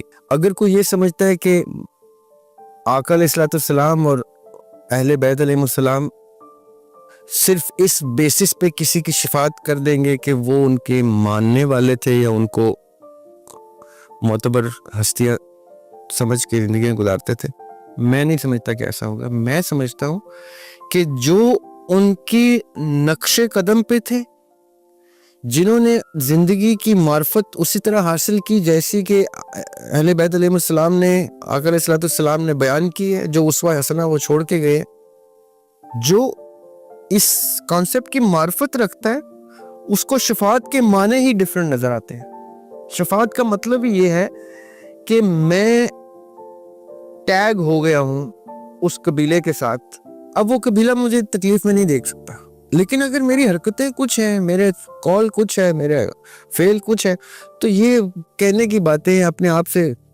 कहने की या लोगों से कहने की बातें कि आपको शफात मिल जाएगी। शफात उसको मिलेगी जो शफात अर्न करेगा। शफात कोई ऐसी चीज नहीं है कि हर किसी को मिल जाएगी। देखिए, आप भी सिफारिश की बात कर रहे थे कि हमारा ज़माना ऐसा है, हमारा मुआशरा ऐसा है, सिस्टम ऐसा है कि सिफारिश चलती। सिफारिश हर किसी की क्यों नहीं चलती? जैसे हर किसी के पास सिफारिश क्यों नहीं होती?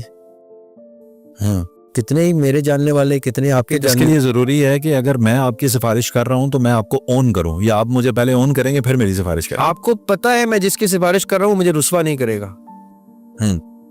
मैं आज आपसे कहूँ यार मेरे पुप्पी के पुत्र को आपने नौकरी दिलवानी है आप किसी सरकारी इदारे में, तो आप कहेंगे नौकरी तो मैं दे दूंगा हाशमी साहब, है दसो कल कोई काम तो नहीं खराब। आप दुरुस्त कर रहे हैं, पर मैं और आप तो आम इंसान है। नहीं, मैं आपके उस कॉन्सेप्ट को लेके जी, आप भी सिफारिश तब करेंगे जब मैं गारंटी दूंगा उस बच्चे की जिस बच्चे को मैं रखवा रहा हूँ। मैं आपके पास आया हूँ, मेरी आपसे दोस्ती है, मैं कहता हूँ मेरे एक बच्चे को नौकरी पे रख लें, तो आप कहेंगे क्या तुम गारंटी देते हो? क्या आका अलैहिस्सलाम ने अपनी जिंदगी में कभी किसी पर शफकत करने से पहले उससे पूछा कि तुम कैसे हो, क्या करते हो, क्यों करते हो? यही तो मैं आपसे कह रहा हूँ। अब वो तो और दौर है ना, चले वो उनकी जब वो मौजूद थे तो और दौर था। अब मैं अगर शफात का तालिब हूँ आका अलैहिस्सलाम की, तो मैं इस काबिल हूँगा तो मुझे सिफारिश मिलेगी। अगर मैंने ही रुस्वा किया है अपने आप को, अपने अमाल को, अपने करतूतों को, मैंने सुन्नत और सीरत के ऊपर अपनी ज़िंदगी नहीं बेस की, चाहे वो सुन्नत नबी सल्लल्लाहु अलैहि वसल्लम हो या अहले बैत अलैहिस्सलाम की सुन्नत हो, ये एक ही सुन्नत है, एक ही सूरत है, ये जो इस घराने की सुन्नत है। अगर मैं इस घराने की सुन्नत पे नहीं आया तो ये घराना मुझे तो नज़र भी नहीं आना चाहिए उनको जहन्नुम में। वो तो उनको तो नज़र ही वो आएंगे जो उनके हैं, जो उनके रास्ते पे थे, जो वाक़ितन उनकी उम्मत है। जब नूह अलैहिस्सलाम के बेटे को तूफान में देखा उन्होंने तो अल्लाह ताला से कलाम किया नूह अलैहिस्सलाम ने कि मेरा बेटा तो सफीने से बाहर है, तो मेरी आल कैसे चलेगी? तो अल्लाह ताला कहते हैं तुम्हारी आल वो नहीं जो तुम्हारी तौलीद है, तुम्हारी आल वो है जो तुम्हारी इत्तबा करती है। यहां से आप आइडेंटिफाई कर सकते हैं कि सफीने के अंदर उनका सगा नहीं है, उनके सगे नहीं है सारे, उनकी इत्तबा करने वाले। ये वही सफीना शफात की सूरत में है। उधर भी इसी तरह सफीना होगा, उस सफीने को आग नहीं छू रही होगी और वो इंतजार में होंगे कि है तो हम कहीं जहन्नुम में, लेकिन ये आग हमें क्यों नहीं छू रही? है क्योंकि आपको आग कैसे छू सकती है? आप तो अहले बैत की सुन्नत सीरत के ऊपर चलते रहे, आप तो अहले बैत की मार्फत हासिल कर चुके हैं। अहले बैत ही तो शफात करते हैं, क्योंकि जन्नत के बादशाह और जन्नत के मालिकान की शफात ही चल सकती है ना जन्नत दोज़ख में। ठीक कह रहा है, लेकिन एक कॉन्सेप्ट समझाए मुझे। जो बंदा तो उनकी अतात कर रहा है या उनके रास्ते पर चल रहा है, वो तो कॉन्फिडेंट है, वो तो कायदे आज़म मोहम्मद अली जिन्ना कह रहे हैं कि मैं मरूंगा तो मैं चाहता हूं कि अल्लाह मुझे देख करके वेल डन मिस्टर जिन्ना, तो कॉन्फिडेंट है। ये परेशान तो हम जैसा बेचारा गुनाहगार है ना, तो वो तो यही चाहता है कि मेरी सिफारिश हो, मैं देखा जाऊं, क्योंकि मोहब्बत और हुब तो वो जेन्युइनली करता है ना, उसके अमल में फर्क है, मोहब्बत में तो फर्क नहीं है। क्या अपने मुहिब को नहीं पहचानेंगे? मुहिब सामने नहीं आएगा। देखिए अब यहाँ पे मोहब्बत की डेफिनेशन में फर्क आ गया ना। अब आप कहेंगे मुहिब्बत रास्ते तक क्यों नहीं चले? मैं तो यासिर भाई की पॉडकास्ट पे भी एक ही बात कर रहा होता हूँ। यासिर भाई और मैं इसी चैप्टर को तो डिस्कस करते हैं कि मीर खुसरो ने कहा था मन तू शुदम तू मन शुदी, من تن شدم تو جاں شدی تاکس نہ گویت باد ازی من دیگرم تو دیگری. میں تو بن گیا تو میں بن گئی، میں تن بن گیا تو جاں بن گئی، تاکہ کوئی بعد میں نہ کہہ سکے کہ میں کوئی اور ہوں تو کوئی اور. محبت کا مطلب ہوتا ہے آپ محبوب بن گئے. لوگ آپ کو دیکھیں آپ کہیں آپ کون ہیں بھائی، آپ یہ تو آپ کا محبوب نظر آ رہا ہے آپ میں. آپ کے آج محبت پر ہوئی میری کہ مجھ میں تمہیں میرا محبوب نظر دکھائی دیا. کیا مجھ میں یا کسی اس 2025 کے ایرا میں آپ کو اہل بیت علیہ السلام کے کسی ماڈل میں نظر آتا ہے کہ مہدی چلتے نظر آ رہے ہیں، یا یہ باقر علیہ السلام نظر آ رہے ہیں، یا ان میں نقیل اسلام نظر آ رہے ہیں، یا جعفر علیہ السلام نظر آ رہے ہیں؟ کسی میں کوئی نظر آ رہے ہیں؟ کسی دور میں بھی نہیں نظر آئے، ان کے بعد کوئی نہیں نظر آیا. ہم نے تو نہیں دیکھا نا، کسی اور نے دیکھا، ہسٹری میں دیکھا گئے ہو لیکن ریکارڈڈ لوگ آ گئے. ہم نام لے سکتے ہیں کہ اچھا یہ لوگ ہیں جی، سلمان فارسی علیہ السلام کہہ سکتے ہیں ہم ان کو. کیوں؟ کیونکہ آقا علیہ السلام نے کہا یہ میرے اہل بیت میں ہیں. اب سلمان فارسی کس سن کے 253 سال ایج بتائی جاتی ہے ان کی. انہوں نے کون کون سا دور دیکھا، کہاں سے بھاگتے ہوئے جب غلام خریدے گئے، آقا علیہ السلام نے ان کو ایز غلام خریدا اور ان کو اہل بیت میں ڈال دیا. تو اس کا مطلب ہے خون خاندان سے تو آگے کی چلی گئی بات. اہل بیت میں اگر سلمان فارسی آ گیا تو اس کا مطلب یہ ہے کہ تھے ایسے لوگ، تھے عمار بن یاسر رضی اللہ عنہ جیسے لوگ، تھے سلمان فارسی جیسے لوگ، جنہوں نے اپنے آپ کو ثابت کیا کہ یہ ہوتے ہیں محب جو اگینسٹ آل آڈز کھڑے ہوتے ہیں کہ جی ہم تو اس گھر کے ساتھ ہیں. اب یہ میں بار بار آپ، کیونکہ ٹاپک آپ نے شفاعت کر کے، شفاعت اسی گھرانے کی ہے جو میں نے اپنی زندگی کے مطالعے سے نکالی، اور کسی کی شفاعت اس لیے بھی نہیں ہو سکتی کیونکہ آقا علیہ السلام نے کہا ہے کہ عورتوں کے سردار یہ بات اور مردوں کے سردار یہ 2 بیٹے ہیں جی. اور سب جو ہے وہ جنت میں جوان ہوں گے. تو جوانان کا سردار کا مطلب ہے سب کے سردار ہوں گے، سبھی جنت میں جوان ہوں گے، کوئی بڈھا نہیں ہوگا. تو اس کا مطلب کیا ہے کہ سب کے سردار، یہ بٹوین دا لائنز میسج دیا آقا علیہ السلام نے کہ سب کو پتہ چل جائے کہ سب کے سردار یہ 2 بیٹے ہی. تو اگر یہ انہیں اسی گھر کی جنت ہے تو اسی گھر کی شفاعت ہوگی. بالکل. دوزخ سے شفاعت کر کے کہاں لے کے جائیں گے؟ کوئی تیسری جگہ تو ہے نہیں، جنت میں ہی لے کے جائیں گے. تو وہ یہ گھرانہ لے کے جائے گا، یہ گھرانہ اسی کو لے کے جائے گا جس ماڈل پہ انہوں نے سلمان رضی اللہ عنہ کو اہل بیت میں ڈالا ہے. تو اہل بیت میں جانے کا کرائٹیریا اللہ تعالیٰ نے بتا دیا ہے کہ ضروری نہیں ہے کہ آپ بلڈ لائن میں پیدا ہوں. اگر آقا علیہ السلام نے کسی کو آئیڈینٹیفائی کیا ان کی زندگی میں بھی اور وہ کہاں سے چلتے ہوئے آ رہے ہیں ان کو اہل بیت میں ایڈ کر لیا، تو اس کا مطلب ہے کہ سفینہ ہے. اہل بیت بھی ایک سفینہ ہے. اس سفینے میں اللہ تعالیٰ کے نبی اور اہل بیت، جس کو یعنی آپ کا اہل بیت کا کانسیپٹ 6 لوگوں پہ ہے یا اس سے زیادہ لوگوں پہ؟ میں اہل بیت 6 لوگ کون؟ بس اب آپ کہہ رہے ہیں نا کہ یہ بھی شامل ہے سلمان فارسی بھی. جی دیکھیں یہ 14 لوگ تو اہل بیت ہیں ہی ہیں نا، جن 14 کو اہل تشیع جو ہے وہ معصومین کہتے ہیں. یہ اہل بیت تو ہیں ہی ہیں، ٹھیک ہے. یہ اہل تشیع کا کانسیپٹ جو ہے وہ معصومین کا کانسیپٹ ہے. میں ان کو اہل بیت کہتا ہوں، انہی 14 لوگوں کو. لیکن اگر انہی کے سردار آقا علیہ السلام جو ہے وہ سلمان فارسی کو اہل بیت میں ڈال میں، تو میں کون ہوتا ہوں انکار کرنے والا؟ مجھے یہ 15 نام ایڈ کرنا پڑتا ہے. اب آگے ان کی نسلیں ہیں، ان کی بلڈ لائن ہے جو آئیڈینٹیفائی کرے گی. مہدی علیہ السلام آگے بتائیں گے کہ کون کون اہل بیت میں ہے، کون کون آل نبی میں شامل ہیں، کون کون نبی کی اتباع پہ ہیں، کون جنت میں جا رہے ہیں. مہدی علیہ السلام نے آگے بتانا ہے، اب اور کوئی نہیں بتا سکتا. بالکل سے. یہ بتائیے گا کہ آپ نے اپنی زندگی کے تجربے سے دعا مانگنے کا سب سے بہترین طریقہ کیا نکال لیا ہے، ڈھونڈ لیا ہے، یا آپ کس طریقے سے اللہ تعالیٰ سے کوئی ضد کر لیتے ہیں، کوئی بات منوا لیتے ہیں، کوئی دعا کر لیتے ہیں؟ کیا کلمات پڑھتے ہیں؟ کیا کرنا چاہیے؟ میں تو یہ سمجھتا ہوں جی کہ دعا وہ کمپلیٹ ہوتی ہے جو اپنے لیے نہیں مانگی جاتی. اپنے لیے مانگی ہی نہ جائے. جو دعا سیلف لیس ہو، جس میں آپ کو، آپ کی ذات کو، آپ سے اٹیچ لوگوں کو کوئی فائدہ نہ ہو، وہ دعا ہے جس کے انگریڈینٹس ٹو بگن وتھ، پہلے بیسک انگریڈینٹس تو یہ ہے. جو دعا میں چاہتا ہوں کہ میرے لیے ہو تو وہ میں اپنے آپ کو اس قابل کروں کہ لوگ مجھے دعا میں شامل کرنا شروع کر دیں. لوگوں کی دعا میرے بارے میں کمپلیٹ ہوگی، میری دعا میرے بارے میں ذاتی طور پہ سمجھتا ہوں میری دعا میرے لیے کمپلیٹ نہیں ہوگی. لاجک یہ ہے کہ دعا جو ہوتی ہے وہ، اب صلوات کیا ہے جس کو ہم نماز کہتے ہیں؟ نماز دعا ہے. ہم شروع کرتے ہیں اللہ تعالیٰ کے نام سے شروع کرتے ہیں اور پھر کہنا شروع کرتے ہیں کہ یا اللہ ہمیں صراط مستقیم پہ چلا، اور ہمیں ان ظالمین میں نہ ڈالیں جو بھٹک گئے ہیں، ہمیں ان میں رکھیں جو جن پہ تیری نعمتیں ہیں. اس کے بعد ہم اس کو اپنے لوازمات سے پورا کر کے درود شریف پڑھ کے تو اللہ کے سامنے پھر ہاتھ کھڑے کر لیتے ہیں. یہ دعا ہے. یعنی نماز بیسکلی دعا کا نام ہے. جی. دعا کا مطلب کیا ہوتا ہے کہ اللہ تعالیٰ سے التجا کرنا, اللہ تعالیٰ کے سامنے اپنی عاجزی کہ میں کچھ نہیں کر سکتا, آپ ہی کریں گے تو کریں گے, وہ فضل کی صورت میں کریں, کرم کی صورت میں کریں, ڈائریکشن دیں مجھے اور مجھے اس رستے پہ لے جائے جس رستے پہ آپ کے پیارے اپنی زندگیاں گزار گئے. یہ دعا جو ہے یہ آپ اپنے لیے کر سکتے ہیں, ہم کرتے ہیں, یہ نماز ہی ہمارے لیے اپنی دعا ہے. اس کے بعد جو ہم ہاتھ اٹھاتے ہیں نا, وہ ہم کسی, یہ جو دو فرشتے بیٹھے نا, ایک حدیث آقا علیہ الصلوۃ والسلام کی یہ کہ جب میں آپ کے بارے میں ابھی میں کہہ دوں نا اللہ تعالیٰ آپ کو خوش رکھیں, آباد رکھیں, ایک دم سے یہ دو فرشتے ہاتھ اوپر کر لیتے اور کہتے ہیں یا اللہ اس نے جو ابھی کے لیے مانگا نا وہ اس کے لیے پورا کر دے. اب مجھے بتائیں میری دعا کمپلیٹ کرنے کا کتنا فٹ میں نے ایک ٹیکنیک نکال لی ہے کسی کے کہ میرے لیے میرے فرشتے دعا کریں, میری دعا میں کیا اثر ہوگا, ان کی دعا میں اثر ہوگا. یہ تو گناہ سے پاک لوگ ہیں نا, بستی ہیں, انہوں نے تو اپنی ول سرنڈر کر دی, میں نے اپنی ول کے اوپر گناہ حاصل کی. تو میں آپ کے لیے وہ دعا کر لوں, امت کے لیے کر لوں, کسی پیارے کے لیے کر لوں کہ میرے فرشتے کھڑے ہو گئے کہ یا اللہ اس کو بھی یہ دے دے. میں اس میکنزم کو سمجھتا ہوں کہ جو دعا آپ کے لیے بے لوس کوئی مانگے گا, میں تو اپنے لیے بے لوس نہیں مانگ رہا نا, کسی مقصد سے مانگ رہا ہوں, میں آپ کے لیے بے لوس مانگ سکتا ہوں.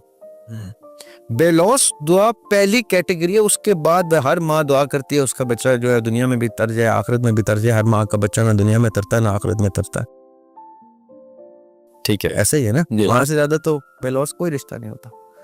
پھر بھی وہ کیونکہ جبلت اٹیچ ہو جاتی ہے اس میں, وہ ماں جو کسی اور کے بچے کے لیے دعا کرتی ہے اس میں میرے اندازے میں زیادہ رنگ ہوتا ہے قبولیت کا بنسبت اس کے کہ جو ماں اپنے بچے کے لیے. اور بزرگ مائیں خواتین جو ہیں وہ کل کے بچوں کے لیے دعا مانگا کرتی, اسی لیے یہ پیری فقیری کانسیپٹ کو جو ہے وہ زیادہ ویٹیج ملتا ہے. لوگ جا کے پیر فقیر سے دعا منگواتے ہیں کہ آپ اللہ کے زیادہ پیارے ہیں, تو وہ آگے سے کسی کو وسیلہ بناتے ہیں کہ اس بزرگ کے وسیلے سے اس کی دعا کمپلیٹ ہو پائے, کیونکہ ان کو یہ پتہ ہے کہ ہر کسی کی دعا کو وہ رنگ نہیں ہے جو کسی بڑے بزرگ کی اللہ کی بزرگ ہستی کی دعا میں اثر ہوگا. تو یہ دو بڑے خوبصورت دو بزرگ ہستیاں میرے ارد گرد بیٹھی ہیں, آپ کے ارد گرد بیٹھی ہیں, اور کوئی بزرگ آپ کو نظر آتا ہے تو اس سے دعا منگوا رہے ہیں. اپنی دعا جو ہے وہ لوگوں کے لیے مختص کر دیں. نہیں بہت زبردست آپ نے کانسیپٹ دیا, بلکہ ہم اس کا ٹائٹل ہی یہ بنائیں گے, میرے لیے میرے دو فرشتے دعا مانگ. اللہ کرے ہم اس قابل ہوں. کچھ لوگ کہتے ہیں کہ جی آپ کو تو میں نے مکے میں دیکھا تھا, مدینے میں دیکھا تھا, تو آپ کہتے ہیں نہیں میں تو 2 سال ہو گئے گیا ہی نہیں. نہیں میں نے آپ کو دیکھا تھا. کیا وہ انسانوں کے ہم شکل ہوتے ہیں جو گھوم رہے ہوتے ہیں, یا واقعتاً کسی انسان کے پاس ایسی بھی کوئی پرویلیج آ جاتی ہے کہ بیک وقت یہاں پہ ہوتے ہوئے وہ کسی اور جگہ پہ ہو سکتا ہے, جو کہ بزرگان دین سے منسوب بھی یہ باتیں کی جاتی ہیں کہ وہ ایتھے بھی ہوندے سن تو اوتھے بھی ہوندے سن, نماز ایتھے پڑھتے سن تو جمعہ جڑا اوتھے پڑھ لیندے سن. سو از اٹ پاسبل؟ میں یہ سمجھتا ہوں کہ یہ پاسبل ہے. میں نے یہ ایسے کچھ خوبصورت لوگوں سے ملاقات بھی ہوئی ہے آپ کی جو اسی پرٹیکولر ریفرنس سے جانے گئے کہ انہوں نے حج میں کچھ لوگوں کی مدد کی ہے. ہمارے سامنے ان سے وہ ملنے آئے کہ آپ کے بیٹے نے مدد کی ہے, وہ بیٹا ہمارے ساتھ پایا جاتا تھا. ہم نے کہا اس نے کہاں سے مدد کی؟ ہم نے کہا اس نے تو میں حج کرایا ہے. تو ہم حیران ہوئے, ہم نے کہا اچھا ہم تو بڑے خاص بندے کے ساتھ پائے جاتے ہیں. تو ایسے لوگ اتفاقاً ملے ہیں مجھے جو پائے گئے کہیں اور ہوئے کہیں اور ایک وقت میں. جی میں آئی بلیو کہ یہ پاسبل ہے, بٹ اس کی کوئی ٹیکنیکلٹی, کوئی لاجک, کوئی ریزن سائنس اس کو ٹیلی پورٹیشن سے تشبیہ دیتی ہے. ٹیلی پورٹیشن ہوتا ہے کہ ایک جگہ سے رہتے ہوئے میں ٹیلی پورٹ ہو جاؤں کسی اور وقت میں کسی اور جگہ پہ, یہاں پہ بیٹھے ہوئے, اور اسی اسنا میں کہیں اور پایا گیا ہوں اور پھر واپس آ گیا ہوں. سائنس اس کو تھیوریٹیکلی پاسبل کہتی ہے. وہ کہتے ہیں کہ ہم ابھی تک وہ گیجٹس نہیں بنا سکے جس سے انسان ٹیلی پورٹ ہو جائے. وہ کانسیپٹ کو بائی تھیوری ایکسیپٹ کرتی ہے کہ ٹیلی پورٹیشن پاسبل ہے. یہ ٹائم ٹریول سے بھی ریلیٹ کرتا ہے؟ جی یہ ٹائم ٹریول ہی ہوگا نا کہ میں آج اس تاریخ کو یہاں پہ ہوں اور آج اس تاریخ کو کسی اور وقت میں کہیں اور پایا جاؤ. تو بیسکلی یہ ٹائم ٹریول ہو ہی جاتا ہے ایک ہی وقت میں. سائنس تو بہت, اب یہ بات لمبی ہو جائے گی. سائنس تو اس کے اوپر تھیوری بھی دے چکی ہے کہ انٹینگلمنٹ کی تھیوری ہے کہ الیکٹران جو ہے ایک ہی وقت میں ایک ہی الیکٹران 2 جگہ پایا گیا ہے. اس کو آئنسٹائن نے اسپوکی بیہیویئر کے نام سے کہا تھا کہ یہ ایک ہی وقت میں ایک ہی الیکٹران, انہوں نے ایک الیکٹران کو ایکسپلور کیا, ایک اور الیکٹران کو ایکسپلور کیا, دونوں وہی نکلے, ایک جیسے نہیں, وہی نکلے. تو انہوں نے کہا یہ ایک وقت میں ایک الیکٹران 2 جگہ پہ کیسے پایا گیا ہے. تو ٹائم ٹریول اور یہ چیزیں جو ہیں یہ سائنس مانتی ہے, اس چیز کو تھیوریٹیکلی مانتی ہے. یہ کوانٹم فزکس اور میٹا فزکس کے چیپٹرز ہیں لیکن یہ مانتے ہیں. اسلام اور عقیدے جتنے بھی بلیورز کے عقیدے ہیں وہ تو ویسے ہی غائب کی دنیا کے اوپر بلیو کرنا ان کے لیے پہلا جز ہوتا ہے بلیو کرنا. تو وہ غائب کی کئی ایسی چیزیں ہیں جو مثال کے طور پہ آقا علیہ الصلوۃ والسلام کی ایک حدیث ہے کہ موسیٰ علیہ السلام نے اللہ تعالیٰ سے کہا کہ میں نے آدم علیہ السلام سے ملنا ہے. میں حدیث کی ڈیٹیل میں نہیں جاتا لیکن آدم علیہ السلام کو ملوا دیا انہوں نے موسیٰ علیہ السلام سے. تو یہ ٹائم ٹریول ہی تھا. یا آقا علیہ السلام جب معراج پہ گئے تو خود بھی وہ بھی ٹائم ٹریول کر کے آئے. یا ادریس علیہ السلام کو اللہ تعالیٰ قرآن پاک میں کہتے ہیں ہم نے ان کو اٹھا دیا. عیسیٰ علیہ السلام کو اٹھایا ہوا آج 2025 سال ہو گئے واپس ہی نہیں آئے. وہ ٹائم میں ٹریول ہو کے واپس آئیں گے نا 2026 میں لیٹ سے وہ آ جاتے ہیں تو وہ 2026 سال کہاں رہے ایک ہی وقت میں. قرآن میں بھی اس کا ذکر قرآن میں اس طرح سے ذکر ہے کہ اللہ تعالیٰ عیسیٰ علیہ السلام سے کہتے ہیں کہ میں تمہیں تب تک موت نہیں دوں گا جب تک تمہاری امت کا ہر آخری ایک بندہ بھی تمہارا میرے رب کو نام لیوا نہ ہو. جدھر سے اختلاف رائے اسٹیبلش ہوتا ہے غامدی صاحب کی اسکول آف تھاٹ کا دوسرے اہل سنت اور اہل تشیع کے اسکول آف تھاٹ سے. وہ کہتے ہیں کہ یہ ذکر اور ہے, یہ کہتے ہیں یہی ذکر ہے. تو قرآن کہتا ہے ان سبابہ کا لفظ استعمال کرتے ہوئے, سبابہ کا لفظ تو آسمانوں کے ہے نا کہ آسمانوں کے رستے, اور یہ جو ہے کہ عیسیٰ علیہ السلام کی امت جو ہے وہ رستے سے بھٹک گئی اور عیسیٰ علیہ السلام کو اللہ تعالیٰ نے اٹھا لیا. تو اللہ تعالیٰ کو عیسیٰ علیہ السلام کہہ رہے ہیں قرآن میں کہ میں تمہیں اس وقت تک موت نہیں دوں گا جب تک تمہارے سارے گھر نہیں آ جاتے. تو اس کا مطلب یہ نکالتے ہیں مفسرین کہ عیسیٰ علیہ السلام آئیں گے دوبارہ جو حدیث کی روشنی میں نظر آتے ہیں سائنس, اور وہ جب سب آئیں گے تو سب کے سب ان کے ماننے والے ان کو مان لیں گے. تب ان کو کل نفس ذائقۃ الموت کے مطابق وہ اپنے انتقال کریں گے. تو اس وقت وہ وعدہ پورا ہو جائے گا جو قرآن میں وعدہ ہے. لیکن اس سے آف کورس مفسرین کا اختلاف بھی ہے. بالکل ٹھیک. اب بڑھتے ہیں اپنے ان سوالات کی طرف جو کہ ہمارے قطن نہیں ہیں, لیکن میں یہ سمجھتا ہوں کہ ایک وقت تھا کہ ہم ریسرچ میں سب سے آگے جا رہے تھے. ایک وقت تھا کہ ہم میتھ ہم بنا رہے تھے, الجبرا. ایک وقت تھا کہ میڈیکل میں ہم سے مراد مسلمان. تو اب سر گزارش یہ ہے کہ ایک دور میں ہم سب سے آگے جا رہے تھے الجبرا, یعنی مسلمان جو گولڈن ایرا تھا ہمارا, ہم الجبرا میں ہم تھے, سائنس میں ہم تھے, ریسرچ میں ہم تھے, میڈیکل میں ہم تھے. پھر ہم پیچھے رہ گئے اور ریسرچ میں تو ہم بالکل پیچھے رہ گئے. آج کے دور میں فرقہ واریت کے اختلافات اپنی جگہ, لیکن مجھے تو اس سے بڑا خطرہ جو ہے یہ ایتھیسٹ لوگ لگتے ہیں جو کہ یورپین اور انگلینڈ میں, امریکہ میں, کینیڈا میں موجود مسلمانوں کو, جرمنی میں, وہ ایسی ایسی باتیں ان کے ساتھ کرتے ہیں کہ وہ مسلمان سوال لے گئے تو پھر اس کے بعد وہ اس سٹیج پہ پہنچ جاتا ہے, وہ کہتا ہے جی کہ میں تو کہتا ہوں کوئی خدا ہے ہی نہیں. یہ مسلمان کیا, وہ سب مذہب کے لوگوں کو ٹارگٹ کرتا ہے, not only Muslims, every person جو کسی نہ کسی ریلیجن کو مانتا. تو سب سے پہلا تو سوال میرا یہ ہے کہ کیونکہ وہ سارے لوگ بھی پڑھاکو ہوتے ہیں, پڑھتے لکھتے ہیں, اور آپ نے بھی ماشاءاللہ بہت کچھ پڑھا ہے, تو اس چیپٹر کے آغاز میں سب سے پہلا سوال یہ ہے کہ کیا آپ بھی اپنی تعلیم اور ان کمپیریٹیو ریلیجنز کو پڑھتے ہوئے کبھی کسی ایسی سٹیج پہ پہنچے جہاں کہ اپنا ایمان آپ کو لگا ہوگا یار یہ کیا ہو گیا میرے ساتھ, ڈولنے والی جو سچویشن ہوتی؟ اللہ کا ایک بڑا احسان ہے میرے اوپر کہ میں بہت چھوٹا سا تھا تو میں کچھ ایسے بیماریوں سے گزرا. ان میں سے ایک بیماری ابھی بھی مجھے برقرار ہے, اللہ کی طرف سے تحفے کی صورت میں ملی ہوئی ہے. کیونکہ یہ جو بیماریاں ہوتی ہیں یہ لانڈری ہوتی ہیں, ہمارے گناہ دھلتے ہیں, گناہ جھڑتے ہیں بیماریوں سے. تو اس لیے بیماریوں کی ہمیشہ پازیٹیو سائڈ دیکھنی چاہیے. اللہ تعالیٰ نے ہم سب کو کسی نہ کسی حوالے سے ایسی کوئی لانڈری کی مشین دی ہوتی ہے جو چھوٹی چھوٹی بیماری کی صورت میں آ کے ہمارے بڑے بڑے گناہ دھو دیتے. تو میں ایسی بیماریوں سے گزرا کہ جن بیماریوں میں مجھے اللہ تعالیٰ کی پریزنس نے مجھے سہارا دیا. جب ڈاکٹرز گیو اپ کر جاتے تھے, جب پیر فقیر دم درود نیورو ہومیوپیتھی حکمت ہربل دنیا جہان کی ہر چیز ٹرائی کی میں نے. ایسا نہیں ہے کہ میں نے کوئی چیز مس کی ہو. پاکستان سے باہر, یورپ, امریکہ, ہر جگہ, اور سب نے لا علاج کہہ دیا مجھے. تو ایک اللہ تعالیٰ کا آسرا مجھے بچپن سے مجھے ملتا تھا اور وہیں سے مجھے سکون ملتا تھا. اور خوش اللہ کا کرم رہا میرے پر کہ اگر کسی کے دم میں شفا بھی ملی مجھے تو وہ اس دم سے ملتی تھی جو اللہ کے کلام سے, قرآن پاک سے نکالا جاتا تھا. تو مجھے اللہ تعالیٰ نے شاید میرے اوپر اللہ کا ایک خاص کرم رہا ہے کہ مجھے یہ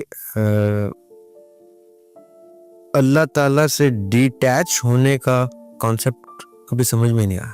ارے واہ. میں دوسروں کے کانسیپٹ کو سمجھ سکتا ہوں, مجھے اپنے اندر وہ ڈیٹیچ ہونا ملا نہیں. میں زیادہ سے زیادہ ڈیٹیچ ہوا تو ان چیزوں سے ہوا جن چیزوں کے راز مجھ پہ کھلتے گئے, چاہے وہ اسلامک ہسٹری کے کچھ ڈارک پورشنز تھے, چاہے وہ گلوبلی مین کائنڈ کی ہسٹری کے کچھ ایسے پورشن تھے جس کے بارے میں مجھے ٹیکسٹ بکس کچھ بتاتی رہیں یا معاشرہ کچھ بتاتا رہا. وہ جب فیکٹ فائنڈنگ سے حقائق ملے تو میں چونکا ضرور, لیکن اللہ تعالیٰ کے ہونے, خالق کے ہونے کو میں اس فیز سے میں گزر نہیں پایا جس فیز سے میرے مولد بھائی گزر سکتے ہیں, جن کو جو کسی بلیور کے گاڈ کو سمجھنے سے قاصر ہے, جو کہتے ہیں کہ ہمیں نہیں سمجھ میں آتی یہ بات. لیکن عاصم بھائی میں آپ کو ایک بات بتاتا ہوں, میرے بڑے قریبی دوست ہیں جو ملحد ہیں, جن کے ساتھ میری بڑی اچھی گپ شپ ہوتی ہے. میں ان سے کبھی بھی اس چیز سے تعلق میں کسی سے بھی تعلق اس کے مذہب یا اس کے عقیدے کے بیس پہ استوار نہیں کرتا. میرا اس کے ساتھ اسپریچول کنیکشن تو ہے ہی ہے, چاہے وہ کسی گاڈ پہ بلیو کرے یا نہ کرے. ہاں مجھے تو پتا ہے اس کے ساتھ ایک اسپرٹ اٹیچڈ ہے, مجھے تو پتا ہے اس کے ساتھ ایک سول اٹیچڈ ہے, مجھے تو پتا چل چکا ہے نا, مجھے تو اس چیز کی معرفت ہو چکی ہے کہ اس کو اللہ تعالیٰ نے کیسے تخلیق کیا ہے. میرے لیے یہ بتانا کوئی مشکل کام نہیں ہے کہ میرے اندازے میں مجھے جو پتا ہے اس کی معرفت, اس شخص کی تخلیق کیسے ہوئی ہے. اس کو اگر نہیں پتا یا وہ کسی اور رنگ سے دیکھتا ہے تو وہ رنگ بھی بہت خوبصورت ہے, وہ اس رنگ سے دیکھے. کب اللہ تعالیٰ نے, قرآن پاک میں اللہ تعالیٰ کہتے ہیں اِنَّا هَدَيْنَاهُ السَّبِيلَ اِمَّا شَاكِرًا وَإِمَّا كَفُورًا, اور ہم ہدایت دے چکے. اِمَّا شَاكِرًا, اب وہ چاہے شکر کرے, وَإِمَّا كَفُورًا, اور چاہے کفران نعمت کرے. اس کا یہ نعمت اور ہدایت میں دے چکا ہوں. اب یہ کلاسیفیکیشن آگے چل کے میں قرآن پاک میں اور دیکھتا ہوں تو بڑے سمپل ہو جاتی ہے کہ کچھ لوگ اس ہدایت کے متلاشی رہیں گے, کچھ لوگ تحفے میں وہ ہدایت لے کے بیٹھے رہیں گے, کچھ لوگ اس ہدایت کو پا لیں گے, کچھ ہدایت کو نہیں پا سکیں گے. یہ اللہ تعالیٰ نے اپنا پروگیٹو رکھا ہوا ہے. قرآن پاک میں اللہ تعالیٰ کہتے ہیں واہ واہ سبحان اللہ, ان کے پاس جاؤ, ان کو پیغام دو اور پلٹ آؤ, لیکن پیغام ایسا ہو کہ it would shake their very souls, وہ ان کی روحیں ہلا دے, جھنجھوڑ دے. That is it. آپ نے اور کچھ بھی نہیں کرنا. آپ کو جب موقع ملے, کوئی آپ کو اپروچ کرے سوال کے لیے, آپ کے میرے افضل ترین نالج جو میرے پاس ابھی تک ہے وہ یہ ہے, آپ کے لیے کیا پتا نہ ہو وہ, لیکن یہ ہے, یہ آپ رکھ لیں, کیونکہ اس کو کس شخص سے اس کا جواب ملنا ہے یہ ہم نہیں جانتے. ہاں یہ ایک میں نے دیکھا ہے بلیورز کے تمام ریلیجن کے بلیورز کو تھوڑا سا جذبہ ہوتا ہے, تو وہ کہتے ہیں ہم کسی کو کنونس کر لیں. کرسچن ہے تو وہ کہے گا کہ خدا کو ڈھونڈ لے, وہ ایتھیس کو کہے گا, وہ ہندو بھی کہے گا ایتھیس کو کہ مان لے خدا کو, مسلمان بھی کہے گا, کیونکہ وہ چاہتے ہیں کہ وہ اس سفینے میں لے آئے ان کو جس سفینے کو وہ ٹھیک سمجھتے ہیں. اپنا ثواب بھی تو ڈھونڈتے ہیں, اپنا ثواب ڈھونڈتے ہیں, یا کسی کی ہمدردی آ جاتی ہے. اپنے ہی کئی گھروں میں نکل آتے ہیں, بچے کہتے تھے سوال کر لیتے, تو وہ کہتے ہیں میں بچے کو کیسے سمجھاؤں, یا کزن کو, دوست کو, بھائی کو کیسے سمجھاؤں. تو یہ اچھی خوبصورت بحث ہے, یہ سوچ سمجھ کے کہ ہدایت اللہ تعالیٰ نے خود دینی ہے. اللہ تعالیٰ کسی کے نیت پہ اس کا روح کا نالج وہ کھول, یعنی اگر آپ ایتھیسٹ ہیں تو میرے آپ کو کنونس کرنے سے کوئی فرق نہیں پڑتا, جب تک اللہ نہ چاہے آپ نہیں ہو. جب تک اللہ تعالیٰ قرآن میں کہتے ہیں اور تم چاہ بھی نہیں سکتے اگر میں نہ چاہوں. ہائے ہائے ہائے, کسی کیا رہ جاتی بات. So the most we can do, جیسے قرآن پاک ہمیں بتاتا ہے کہ آپ نے میسج دینا ہے اور آگے اللہ پہ چھوڑ دینا ہے. آگے اللہ تعالیٰ نے اس کو اس کے جرنی میں کیا پتا کیا معرفت دے دے.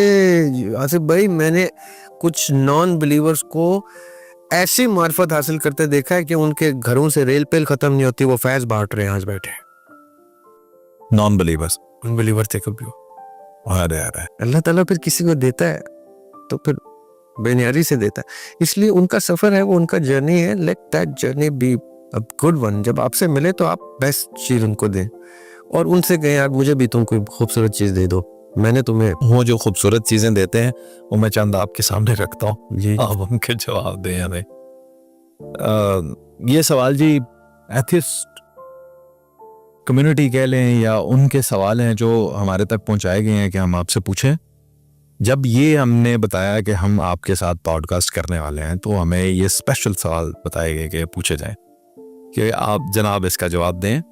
ان میں سے ایک سوال یہ ہے کہ جیسے ہم نے پہلے بھی ذکر کیا کہ 7 زمینیں ہیں 7 آسمان ہیں, تو آج کے دور میں انہوں نے کہا کہ راکٹ جو ہے وہ چاند تک پہنچ چکا ہے, تو یہ آسمان کدھر ہیں, یہ پریکٹیکلی نظر کیوں نہیں آتے, اور کتنی اونچائی پر ہیں. اس کے بعد تو گیلیکسی ختم ہو جاتی ہے اور پھر دوسری گیلیکسیز ہیں اور ہم ملکی وے سے بھی باہر جا کے ہم نے دیکھ لیا. تو یہ آسمان کدھر ہیں, کون سے پلر ہیں جنہوں نے آسمان کو اٹھایا ہوا ہے. سو اس کو کیسے ہمیں آنسر کرنا چاہیے کسی ایتھسٹ کو؟ جتنے بھی ایتھیسٹ کے سوال ہیں ان سوالوں کے ان کو سائنس میں جواب نہیں مل سکتا ہے, کیونکہ سائنس انسان کی تخلیق کردہ ایک چیز ہے, مخلوق کی بنائی ہوئی ایک سبجیکٹ ہے. مخلوق کا بنایا ہوا سبجیکٹ جو کہیں 1970 میں جا کے ایمبریولوجی اسٹیبلش کر رہا ہے. 1970s میں ایمبریولوجی کے اوپر زیادہ کام ہوا ہے. 70s میں 1400 سال پہلے ایمبریولوجی کی پوری سائنس قرآن پاک میں دے دی گئی ہے کہ کس طرح سے ایمبریو کی گروتھ ہوتی ہے اور کس طرح سے ہم دنیا میں آتے ہیں.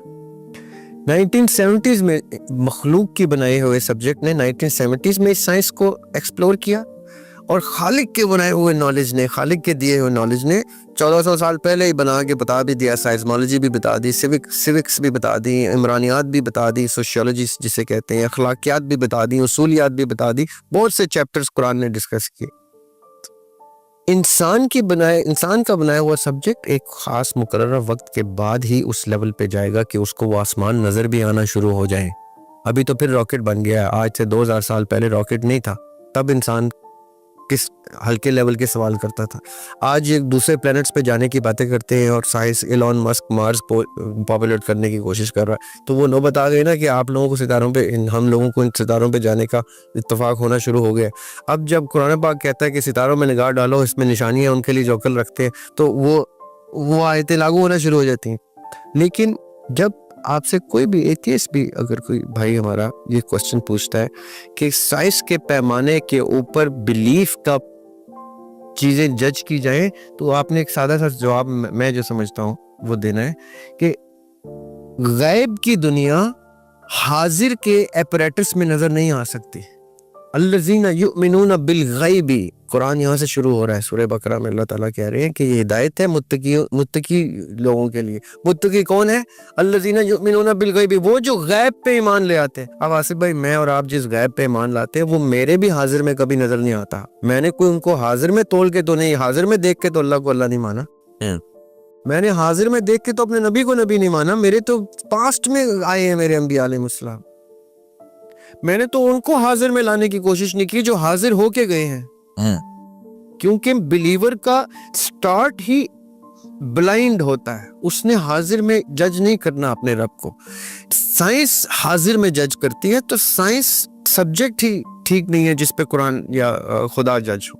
اگر آپ نے خدا کو جج کرنا ہے اور سائنس کی فیلڈ میں کرنا ہے تو فزکس کا ایک میٹا فزکس ہے, اس کو بھی اور ریسرچ کریں. اگلے 10-20 سالوں میں اس کو جنات اور فرشتے پریاں نظر آنا شروع ہو جائیں گی جس لیول پہ میٹا فزکس چل رہی ہے.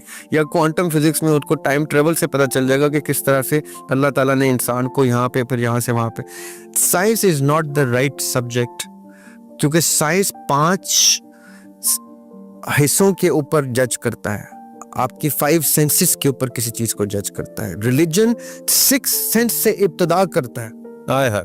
تو میں ایک اس کمرے سے باہر کی چیز کو آپ کہیں مجھے یہاں پہ کر کے دکھاؤ, تو میں جادوگر ہی ہوں گا نا کہ وہاں کی چیز, غائب کی چیز یہاں پہ لا کے دکھاؤں. جیسے بلقیس کا تخت لے کے آ گئے تھے, وہ جس کو کتاب کا علم تھا, بلقیس کا تخت پلک جھپکتے آ گیا تھا نا, پلک جھپکتے. یا تو وہ آپ کے پاس بندہ موجود ہو جو قرآن جس کو ٹیسٹیفائی کرتا ہے کہ وہ بلقیس کا تخت پلک جھپکتے میں آ گیا تھا. یا تو میں اور آپ اس قابل ہو جائیں اور ایتھیسٹ کے سامنے ہم تخت اٹھا کے لے آئے تو کہ لیکن آصف بھائی, انبیاء علیہ السلام کی زندگیوں میں ایسے معجزے ہوئے ہیں اور نہ ماننے والوں نے انکار کیے ہیں.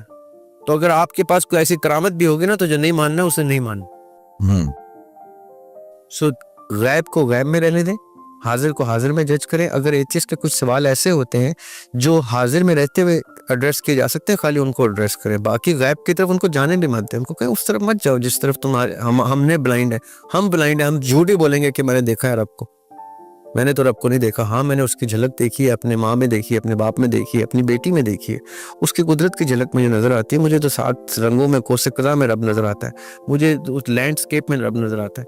لیکن وہ تب نظر آتا ہے جب میں غیب میں اس کو تسلیم کرتا ہوں, ورنہ دیکھنے سے دیکھنے والے کو نہیں نظر آتا. دیکھنے والے کو اپنے باپ میں فرعون بھی نظر آ سکتا ہے, اتنا سخت باپ بھی ہوتا ہے. کیا کہہ رہے ہیں, کیا کہتے ہیں. اور میں نے یہ فیصلہ کیا ہے کہ میں اب باقی کے سوال نہیں پوچھوں گا آپ سے, کیونکہ وہ کیونکہ وہ حاضر میں غیب کو جج بالکل کرنے. ٹھیک, بالکل آپ کی بات بالکل ٹھیک ہے. وہ خالی بحث برائے بحث. بحث برائے بحث تو ہمارا مقصد ہی نہیں. ایک اور سوال یہ بتایا گیا جی کہ آپ سے پوچھنا ہے, آقا علیہ الصلوۃ والسلام کا جو معراج کا واقعہ ہے وہ مسجد اقصیٰ سے شروع ہوتا, اور گوگل میں پھر وہ جب اس کو سرچ کرتے ہیں تو وہ کہتے ہیں یہ تو اس واقعے کے بھی 60 سال بعد میں مسجد اقصیٰ بنی ہے. تو اس وقت یہ واقعہ کیسے ہو سکتا ہے, اور مسجد اقصیٰ سے ہی اس کا آغاز کیسے ہوا؟ تو اس کے بارے میں تھوڑی روشنی ڈالیں. اچھا دیکھیں, ایک سکول بڑا ہے, آپ کو اسٹرینج بات بتاتا ہوں. آپ کے سوال سے دیکھیں مجھے اب ذہن میں آ گئی بات. ایک سکول آف تھاٹ یہ مانتا ہے کہ مسجد اقصیٰ کے احاطے میں ایک جگہ ہے جہاں پہ سال کے ایک وقت میں, ایک مقررہ وقت میں, زمین سے لے کے فلک تک ویکیوم جنریٹ ہو جاتا ہے ایک سرٹن پورشن میں. ایک سکول یہ بھی مانتا ہے کیونکہ وہ بڑے کرٹیکل جگہ ہے. وہاں پہ اسکرپچرز بھی موجود تھے جو انہوں نے نکال لی ہیں, جن اسکرپچر سے حضرت سلیمان جو ہیں وہ جنات اور ان سے کمیونیکیٹ کرتے تھے, اس کے اسکرپچر بھی انہوں نے نکال لی ہیں بیسمنٹ میں سے. اور سارا یہ بڑی امپورٹنٹ جگہ تو بہت امپورٹنٹ. آقا علیہ الصلوۃ والسلام کا ادھر اقصیٰ سے اقصیٰ تک کا سفر اور پھر وہاں سے عرش مولا تک کا سفر جو ہے, یہ قرآن ٹیسٹیفائی کر دیتا ہے. یہ قرآن پاک میں سورہ اسراء میں یہ سارا منظر کشی پوری ہے کہ اللہ تعالیٰ نے اپنے نبی کو کیسے اقصیٰ تک پہلے ٹریول کرایا, پھر اقصیٰ سے آسمانوں کی طرف, پہلے آسمان سے 7ویں آسمان تک, پھر آگے عرش مولا تک کا جو سفر ہے. یہ قرآن کا اقصیٰ کی طرف رجوع کروانا بڑا امپورٹنٹ ایسپیکٹ ہے. اس کے رنگ بہت سارے ہیں, لیکن میرے لیے یہ اس لیے امپورٹنٹ ایسپیکٹ ہے کہ مجھے یہ پتہ چل جائے کہ اقصیٰ کی صرف اور صرف ایک جغرافیائی حیثیت نہیں ہے, اس کی ریلیجس حیثیت بھی بہت سپیریئر ہے. آقا علیہ السلام کو اللہ تعالیٰ قرآن پاک میں کہتے ہیں کہ اے نبی, اب آپ مفہوم یہ ہے کہ اب آپ یہ دیکھنے کے لیے کہ کون آپ کے ساتھ ہے, کتنے لوگ آپ کے اتباع پہ ہیں, اب آپ نماز پڑھیں گے تو اقصیٰ کا رخ کریں گے. اس وقت 6 مہینے کے لیے نبی پاک صلی اللہ علیہ وسلم نے قبلہ سے رخ چینج کروا کے اقصیٰ کی طرف کروا دیا تھا. لوگ کہتے ہیں قبلہ اول نہیں, قبلہ دوم ہے, وہ قبلہ اول بیت اللہ ہے. یہ رخ بعد میں کروایا تھا 6 مہینے کے لیے, just to let the prophet صلی اللہ علیہ وسلم نو کہ کتنے لوگ آپ کے اتباع پہ اس طرف مڑتے ہیں کہ نہیں, کیونکہ یہ جو حج کا ریچول ہے یہ تو آقا علیہ السلام کی بعثت سے پہلے بھی چلے آ رہا تھا. ایک سکول آف تھاٹ تو یہ بھی بلیو کرتا ہے کہ 20 حج آقا علیہ السلام کے نبوت سے پہلے کے ہیں جو ادھر بیت اللہ میں حج کی صورت میں ہوتے تھے. تو یہ جو حج کا قبلہ کی طرف رخ کر کے حج کرنا ہے یا عبادت کرنا ہے, یہ تب بھی تھا آقا علیہ السلام کو بتانے کے لیے کہ کتنے لوگ آپ کے ساتھ ہیں. ڈائریکشن چینج کی گئی تھی. یہ جو ڈائریکشن چینج ہونا ہے, پھر اسراء میں سفر ہے آقا علیہ السلام کا معراج کا, اور پھر فورتھ کمنگ یہ تھرڈ ٹیمپل کی, اور یہ سارا کچھ, اور آرماگیڈن کا, یہ ملحم الکبریٰ کا ادھر سے شروع ہونا, اور یہ سارا کچھ یہ ہسٹورک ریفرنسز آف اسلام ہے. اسلام کہاں سے شروع ہوتا ہے؟ بائبل سے, اولڈ ٹیسٹمنٹ سے شروع ہوتا ہے اور قرآن پاک پہ ختم ہوتا ہے. ان تینوں چاروں کتابوں میں اس خطے کی ریلیجس حیثیت بتانے کے لیے اقصیٰ کا ذکر ہے.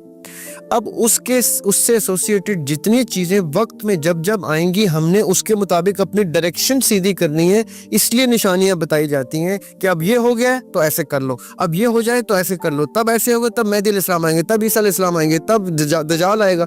یہ سارے ریفرنسز کے لیے کچھ خطوں کو اللہ تعالیٰ نے بہت امپورٹنس دی ہے. ان میں سے ایک خطہ اقصا ہے. اب آپ اس سے ایسوسیٹڈ جتنے بھی اینڈ آف ٹائمز کی مشکات شریف میں نا ایک چیپٹر ہے باب الفتن.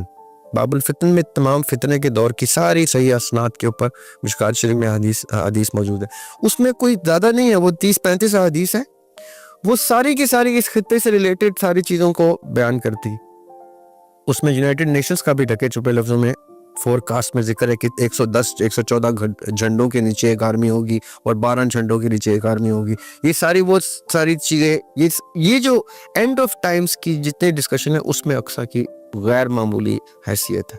اب یہ میرے اور آپ پہ ڈیپینڈ کرتا ہے کہ میں اس کو کس نقطہ نظر سے پڑھتا ہوں. کیا اپنی زندگیوں کو بیس کرنے کے لیے, آنے والے نسلوں کی زندگیوں کو بیس کرنے کے لیے, پوائنٹ آؤٹ کرنے کے لیے کہ جب یہ معاملات فلاں جگہ پہ درپیش ہوں تو اپنی ڈائریکشن سیدھی کر لینا. کہ اس لیے اللہ تعالیٰ کے نبی پاک صلی اللہ علیہ وسلم نے ہمیں 4 سائٹ کی صورت میں دے دیے تھے.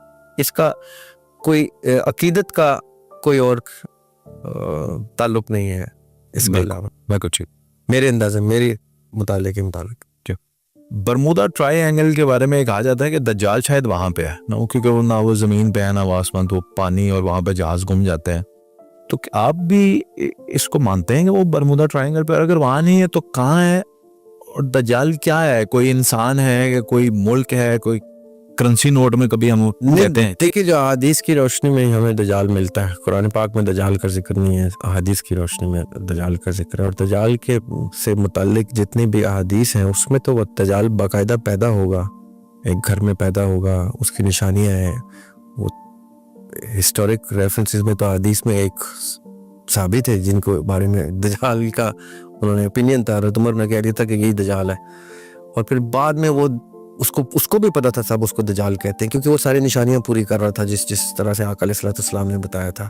پھر وہ بعد میں مسلمان بڑا اپنے ٹھیک رستے پہ اس کا انتقال بھی ہوا ہے. یعنی دجال اتنا مین ہے, اتنا ہیومن بینگ ہے کہ سرٹن ایرا میں اصحاب نے دجال کو ایک بندے کے ساتھ اس کے پیچھے سپائز لگا دی تھے, چیک کرو کہ یہ دجال, کہ وہ کوئی ہوائی مخلوق نہیں ہے, وہ ایک انسان کی طرح ہی پیدا ہونا ہے. اور پاورز کیسے آتی ہیں اس کے بعد؟ اب اللہ تعالیٰ نے دیکھے نا ان پاورز تو ہمارے قبیلے کو بھی دی ہیں, حق والوں کو بھی. باطل کو پاورز تو اللہ تعالیٰ نے ابلیس کو تو ویسے چھوٹ دے دی ہے. قرآن پاک میں اللہ تعالیٰ کہتے ہیں جب ابلیس نے کہا یا اللہ مجھے مہلت دے, قیامت تک کی مجھے مہلت دے, میں ان کو بھٹکاؤں گا, سوائے ان کے جو صالحین ہیں ان کو میں نہیں بھٹکا پاؤں گا, باقیوں کو میں بھٹکاؤں. تو طاقتیں تو ابلیس کے پاس اتنی ہیں کہ ہم بیان بھی نہیں کر سکتے. تو وہ طاقتیں جب ڈارک پاورز جب وہ لے گا تو وہ واقعی دن کو رات اور رات کو دن کرے گا, زندہ کو مردہ, مردہ کو زندہ کرے گا. حدیث تو یہ بھی ہے کہ ایک ہاتھ میں اس کی جنت ہوگی, ایک ہاتھ میں دوزخ ہوگی, تو دوزخ میں کود جانا کیونکہ اس کی والی دوزخ جنت ہوگی. بڑی کلیئر آئیڈینٹیفیکیشن ہے کہ دجال جب آئے تو بھاگو, اس کے قریب بھی مت جانا, بڑے سے بڑا ایمان والا جو ہے وہ بھاگ جائے گا. اتنی کلیئر سائنس دے گا, وہ اپنے خدا ہونے کے دعویٰ کر رہا ہوگا, بائی فورس بھی اور بائی میجیکل کریشن بھی. سامری جب تھا موسیٰ علیہ السلام کے سامنے, وہ کچھ چھوٹے موٹا جادوگر تھا, وہ کیا کچھ کر رہا تھا. تو یہ تو اس سے بھی پاورفل کوئی کریچر ہے جس کا ذکر ہے قرآن پاک احادیث. اور برمودا ٹرائنگل کا اس سے کوئی لینا دینا میں نہیں سمجھتا, کیونکہ جتنے حدیث کی روشنی میں دجال کے آنے کے سارے سائنز ہیں وہ دمشق سائڈ کے ہیں جہاں سے عیسیٰ علیہ السلام نے بھی آنا ہے. تو برمودا ٹرائنگل کا میں جتنا بچپن میں نے تھوڑا بہت مطالعہ کیا تھا, مجھے اٹریکٹ کرتا تھا. وہ حضرت خضر علیہ السلام کے بارے میں کہا جاتا ہے کہ وہ برمودا ٹرائنگل والی سائڈ پہ ہیں, کیونکہ ان کو سلطان بحر کہا جاتا ہے, بحر سمندروں کا سلطان. تو کہا یہ جاتا ہے کہ حضرت خضر علیہ السلام سمندروں کے ورم ہولز کے تھرو ٹریول کر کے زندہ ہیں ابھی تک. تو ان کے بارے میں ایک اوپینین ہے مسلمان اسکول آف اسکالرز کا کہ برمودا ٹرائنگل وہ جگہ ہے جہاں سے وہ ورم ہول ہے جہاں سے ٹائم ٹریول ہوتا ہے, اور خضر علیہ السلام وہاں سے کہیں سے ایکسیس لیتے ہیں. لیکن میں نہیں سمجھتا کہ برمودا ٹرائنگل, ہاں اگر وہ وہاں پہ تو پھر دجال کا تو وہاں پہ کام ایسے بھی نہیں بنتا, کیونکہ نشانیاں جو ہے برمودا ٹرائنگل کی نہیں ہے, نشانیاں جو ہیں وہ دمشق سائڈ کی ہیں. بالکل ٹھیک. اسم اعظم کے بارے میں بتائیں, کیا اسم اعظم کوئی ایک ایسا نام ہے جو کسی بھی انسان کی, یعنی اس کا ورد کرنے سے زندگی بدل سکتی ہے, خواہشات پوری ہو سکتی ہیں, جنت حاصل کی جا سکتی ہے, ولایت مل سکتی ہے, یا ہر انسان کا اسم اعظم جو ہے وہ مختلف ہوگا؟ آج تک کتنے لوگوں نے اسم اعظم کو حاصل کر لیا اور آئندہ کتنے لوگ کر پا سکیں گے اس کو، اور چھپا ہوا کیوں؟ دیکھیں اس میں اعظم کا جو بیسک کانسیپٹ ہے نا، جو میں سمجھاؤں، وہ اس نام کو کہتے ہیں جس نام سے ایسوسیٹڈ چیزیں ان لاک ہوتی ہیں. سمپل ورڈز میں، مثال کے طور پہ یہ کوئی ایک نام نہیں ہے. جو اسم اعظم سے متعلق احادیث ہیں اس میں وہ نام اس طرح سے کامنلی عیاں نہیں کیا گیا کہ وہ ایک نام ہے. اسماء حسنہ میں سے اللہ تعالیٰ کا ایک نام ہے جس کا ورد کرنے سے کچھ مسٹریز ان لاک ہوتی.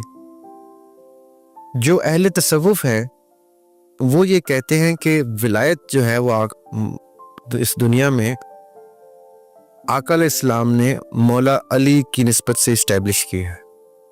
آقا علیہ السلام نے کہا کہ ولایت کا دروازہ علی ہے، مولا جو ہے وہ علی ہے. تو جو ولا ہے، جو ولایت ہے، وہ مولا علی سے ٹرانسفر ہوگی، جس کو بھی ہوگی. مولا علی سے ان کے گھرانے علیہ السلام، اور وہاں سے پھر وہ جس کو وہ اذن دے دیں. اذن ہوتا ہے اجازت. جیسے ہی ولایت کے گھر سے، آقا علیہ السلام کے فیملی کے گھر سے جس کو اذن ملے گا وہ فیض کی صورت میں ٹرانسفر کرے گا. اب مثال میں یہ اتنی لمبی تمہید کیوں باندھی ہے میں نے؟ یہ لمبی تمہید پری ریکویزٹ ہے اسم اعظم کا. اسم اعظم وہ شخص کسی کو عنایت کرے گا جس کے پاس اذن ہوگا اس چیز کا، جو اپنی فیملی یا اپنی تپسیا، اپنی زندگی کی بیس پہ ولایت والوں سے اس کی اجازت لے چکا ہے. وہ آپ کو جب کہے گا نا کہ یہ نام اتنی دفعہ پڑھنے سے آپ کا فلاں فلاں آبجیکٹیو اچیو ہوگا، تو آپ کے لیے وہ اسم اعظم ہے. وہی شخص مجھے کوئی اور نام دے گا اسم اعظم کا، کیونکہ میری جو طلب ہے وہ کوئی اور ہو سکتی ہے، آپ کی کوئی اور ہے. اور اللہ تعالیٰ کے 99 ناموں کی تمام صفات کے پیچھے چھپے ہوئے رموز جو ہیں وہ ان لاک ہوتے ہیں اس ورد سے جس ورد کے پیچھے اذن ہو. اس کا جس شخص کو ولایت کا فیض ملا ہو، انبیاء علیہ السلام کے، یعنی آقا علیہ السلام کی فیملی سے، جن کو آقا علیہ السلام نے سٹیمپ کر دیا کہ من کنت مولا فعلی مولا، یہاں سے ولایت شروع ہوتی ہے. اب یہ گھر جس کو، یہ میں نے پورا سیکوینس آپ کو بتا دیا. اب جو شخص اس گھر سے اٹیچڈ ہی نہیں ہے، جس کو ولایت کا ایکسیس ہی نہیں ملا اور وہاں سے اذن نہیں ملا، وہ آگے سے آپ کو اسم اعظم کا ورد نہیں دے سکتا. اب بانٹنے کو ہم لوگ بانٹے جاتے ہیں، ہمارے ہاں اسم اعظم دیا جاتا ہے، کبھی کوئی کسی کو دے رہا ہوتا ہے، کوئی کسی کو دے رہا ہوتا ہے. لیکن اگر وہ میکنزم پورا نہیں، وہ چین پوری نہیں ہے، تو وہ اسم اعظم نہیں ہے، وہ فقط اسم ہی ہے کسی کے لیے. یہ سائنس بیسک اہل تصوف کی اور ولایت والوں کی سائنس ہے اسم اعظم کے پیچھے. حضرت امام جعفر کی حدیث کا میں نے آپ کو مفہوم دیا ہے کہ اسم اعظم کیسے انلاک ہوتا ہے. حضرت جعفر علیہ السلام کی حدیث ہے اصول کافی میں. آپ یہ بتائیے گا کہ زندگی میں کسی ایسے ولی سے آپ کی ملاقات ہوئی جن کے پاس کوئی کرامت تھی؟ کیا آپ نے کھلی آنکھوں سے کسی کی کرامت کا مشاہدہ کیا؟ اور کرامت کو حیض الرجال کیوں کہتا ہے؟ میرے لیے کرامت کیا ہے یہ ویری کرے گا. آپ کے لیے کرامت کیا ہے، میرے لیے کیا ہے، کسی کے لیے کرامت کیا ہے. وہ جو میرے لیے کرامت ہے وہ آپ نے دیکھی؟ جی مطلب یعنی جو نبیوں کے پاس ہوتا ہے وہ معجزہ ہوتا ہے. وہ تو ٹھیک ہے، معجزہ نبی کا تحفہ ہے. جو چیز نبی کے علاوہ کسی کے پاس ہے اور وہ آؤٹ آف دی آرڈنری ہے، وہ کرامت ہے. یہ کرامت کی بیسک ڈیفینیشن ہے. اب میں کوئی ایسی چیز کر جاؤں جس پہ عقل دنگ رہ جائے تو آپ کہیں گے ذرا آپ کے پاس فلاں کرامت ہے. ٹھیک ہے، بائی ڈیفینیشن. جی ٹھیک. اب آپ کئی چیزیں ایسی کر جائیں گے اپنی ڈیلی لائف میں جو مجھے حیران کر دیں گی کہ یہ آصف بھائی نے کیسے کر لیا. بھائی یہ تو ہیومنلی پاسبل حرکتیں ہیں جو وہ کر رہے ہیں. جیسے بھی آپ نے ذکر کیا تھا کہ کوئی شخص پنڈی میں بیٹھا ہوا حج پہ میں پایا گیا ہے، یہ کرامت ہیومنلی پاسبل، یہ کرامت کی ڈگری ہے. جو ڈگری ٹھیک ہے. اب یہ کرامت میں نے آپ کو بتایا بچپن میں میرے کلاس والوں کے ساتھ ہو گئی تھی. آپ نے دیکھا اور ہم حیران کہ وہ بزرگ آئے ہوئے اور ہم کہہ رہے ہیں کیا چکر ہے. ہم کہہ رہے ہیں وہ ملنے آئے ہوئے کہ جی حج میں ہماری مدد کر. اسے پتا تھا میں نے یہ کرامت کی ہے؟ اس کو تو پتا تھا لیکن اس کو کرامت کا نام نہیں دیتا نا. کرامت میرے لیے، اس کو تو وہ میکنزم پتا ہے. جس شخص کو پتا ہے کہ اس کے سرٹن چیزیں ان لاک ہو گئی وہ اگر عمل میں لے آئے گا تو اس کو کرامت اس کے لیے جس کی عقل دنگ رہ گئی, جس کی عقل جو عاجز ہو گیا, جو اس کو سمجھنے سے عاجز ہو گیا, رائٹ. جو ڈیلی بیسس پہ کر رہا ہے اس کے لیے تو یہ کرامت ہی نہیں ہے. میں یہ کہہ رہا تھا کہ ڈیفینیشن کیسے چینج ہو جاتی ہے. میں سمجھ رہا ہوں. اب میں کچھ واقعی ایسے لوگوں سے, بزرگوں سے میرا ملنے کا اتفاق ہوا, جو میں اس لیے بھی ان کی ڈیٹیل نہیں بتاؤں گا کہ وہ لگے گا کہ پتہ نہیں کیا باتیں کر رہے ہیں, لیکن جنہوں نے ایسی حرکتیں کر کے دکھائیں کہ میں کیسے تھا شاید یہ کیسے کر لیتے. اور جب میں پوچھتا تھا آپ کیسے کر لیتے ہیں, کہتے ہیں ہمیں بھی نہیں پتا یہ کیسے کرتے ہیں, اللہ تعالیٰ نے بس عنایت کی ہوئی, ہم ایسے کرتے ہیں ایسے ہو جاتا ہے, یہ بس اللہ کی عنایت ہے, ہمیں نہیں پتا یہ کیسے ہوتے ہیں, ہمارے اختیار سے بالا تر بات ہے, یہ اللہ تعالیٰ کی ڈائریکٹ ودیت ہے, یہ فضل ہے, کرم ہے. تو وہ کیسے انلاک کرتے ہیں وہ How do you differentiate between magical things and spiritual things? کہ یہ کوئی spiritual کرامت ہی ہے, یہ کوئی magical کوئی. ہاں اچھا سوال ہے. دیکھیں یہ جو بورڈ لگائے ہوتے ہیں نا بڑے بڑے عامل فلاں, وہ عملیات کرنے والے جو ہے نا وہ میجک کرتے ہیں. جو عملیات نہیں کرتے, عمل یعنی منتر, کچھ سرٹن چیزیں ایک ترتیب میں پڑھ کے تو کچھ کرنا موکلات کے تھرو, کیونکہ موکلات بھی ایک انویزیبل چیز ہے, وہ ایسے ایلوژن جنریٹ کرتے ہیں کہ وہ عام بندے کو کرامت ہی دکھائی دے گی, لیکن جیسے آپ نے کہا نا وہ میجک ہو سکتا ہے. جب سامری نے سانپ بنا دیے تھے, ہاں تو وہ میجک تھا, وہ میجک تھا. اور جب موسیٰ علیہ السلام نے ایسا پھینکا اور وہ اژدہا بن گیا, وہ میجک نہیں یعنی تھا. خیر اور شر میں فرق کیسے کریں گے؟ جی, خیر اور شر میں فرق ہوگا اس عمل پہ. اگر وہ عملیات کر کے, ایک اچھا آدمی بھی, جینوین شریف آدمی بھی عملیات کر کے کوئی سپر نیچرل چیز ایکٹیویٹ کرتا ہے تو وہ میجک ہے. اور اگر کوئی نیک آدمی اپنے اعمال سے اللہ کا فضل ایسا کھول لیتا ہے کہ وہ کچھ کرے اور وہ کچھ کا کچھ ہو جائے تو وہ کرامت ہے, کیونکہ وہ اللہ تعالیٰ نے کچھ اس کے لیے فرشتے بھیج کے کیا ہے, جنوں سے نہیں کروا دیا کہ وہ دوسرا جن سپیریئر ہو جائے.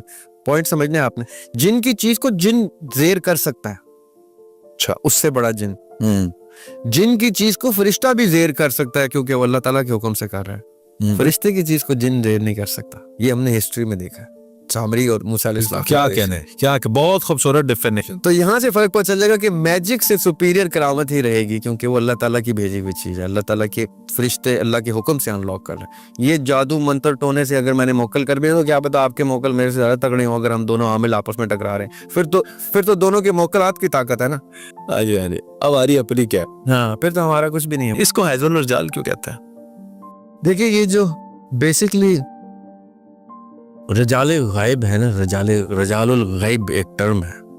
رجال الغیب وہ ہے افراد ہے, یہ تھوڑا ڈیٹیلڈ ٹاپک ہے, اس کو باقاعدہ ایک سبجیکٹ کی طرح کسی دن ڈسکس کریں گے. میں ہنٹ دے دیتا ہوں بیسکلی کہ مہدی علیہ السلام پردہ غیبت میں ہے, اکارڈنگ ٹو اہل سنت بھی, اکارڈنگ ٹو اہل تشیع بھی, اکارڈنگ ٹو اہل تصوف. جی ٹھیک ہے, سوائے فراہی صاحب کے, اصلاحی صاحب کے اور ان کے ڈسائپل غامدی صاحب کے بسد احترام, مجھے بہت خوبصورت لگتے ہیں. میرے غامدی صاحب, میں بہت کچھ سیکھتا ہوں ان سے, میرے اساتذہ کی میں لیول پہ رکھتا ہوں. میرے نظریاتی اختلافات ایک طرف, ان کی پرسنالٹی سے میں بہت کچھ سیکھتا ہوں. اللہ تعالیٰ نے ان کو میرے کاغذوں میں استاد لیول پہ رکھا ہے.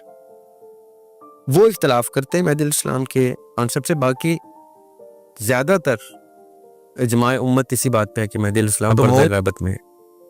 اب جو پردہ غیبت ہے نا وہ کیا ہے, وہ ان کو رجال الغیب میں ایڈ کر دیتی ہے.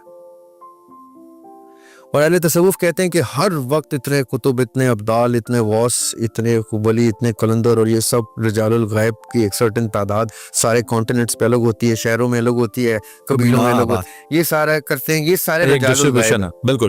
ان کا ماننا یہ ہے کہ جب مہدی علیہ السلام غیبت سے حاضر میں آئیں گے تو یہ بھی حاضر میں آ کے ان کی آرمی کھڑی کر دیں گے.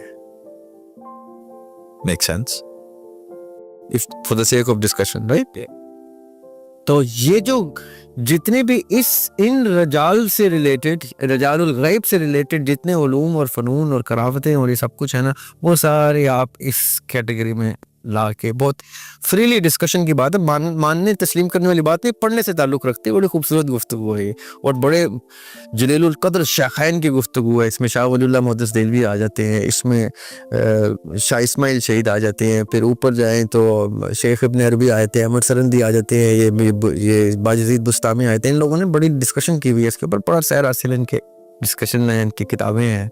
تو یہ ایک چیپٹر میں پھر ڈسکس کریں گے کبھی انشاءاللہ تفصیل سے. اصل میں آپ کے سارے سوالات جو ہیں وہ بڑے جامع سوال ہیں، ان کی بڑی ڈیٹیلڈ. یعنی آپ یہ کہہ رہے ہیں کہ یہ ایک ملاقات کافی نہیں ہے. جی جیل ہم دیکھ لے آپ کو بلائے گا ایک دن. انشاءاللہ. کوئی ایسا ورد، کوئی ایسا وظیفہ، کوئی ایسی دعا کہ انسان سے جو اس کے آباء و اجداد بچھڑ چکے ہیں، یا میں اپنے اس پردادا سے ملنا چاہوں جو پہلا سکھ سے مسلمان ہوا تھا، خواہش ہے تو خواب میں دیدار ہو جائے، کہیں ملاقات، تو یہ ایسا کچھ ہو سکتا ہے، پاسبل ہے؟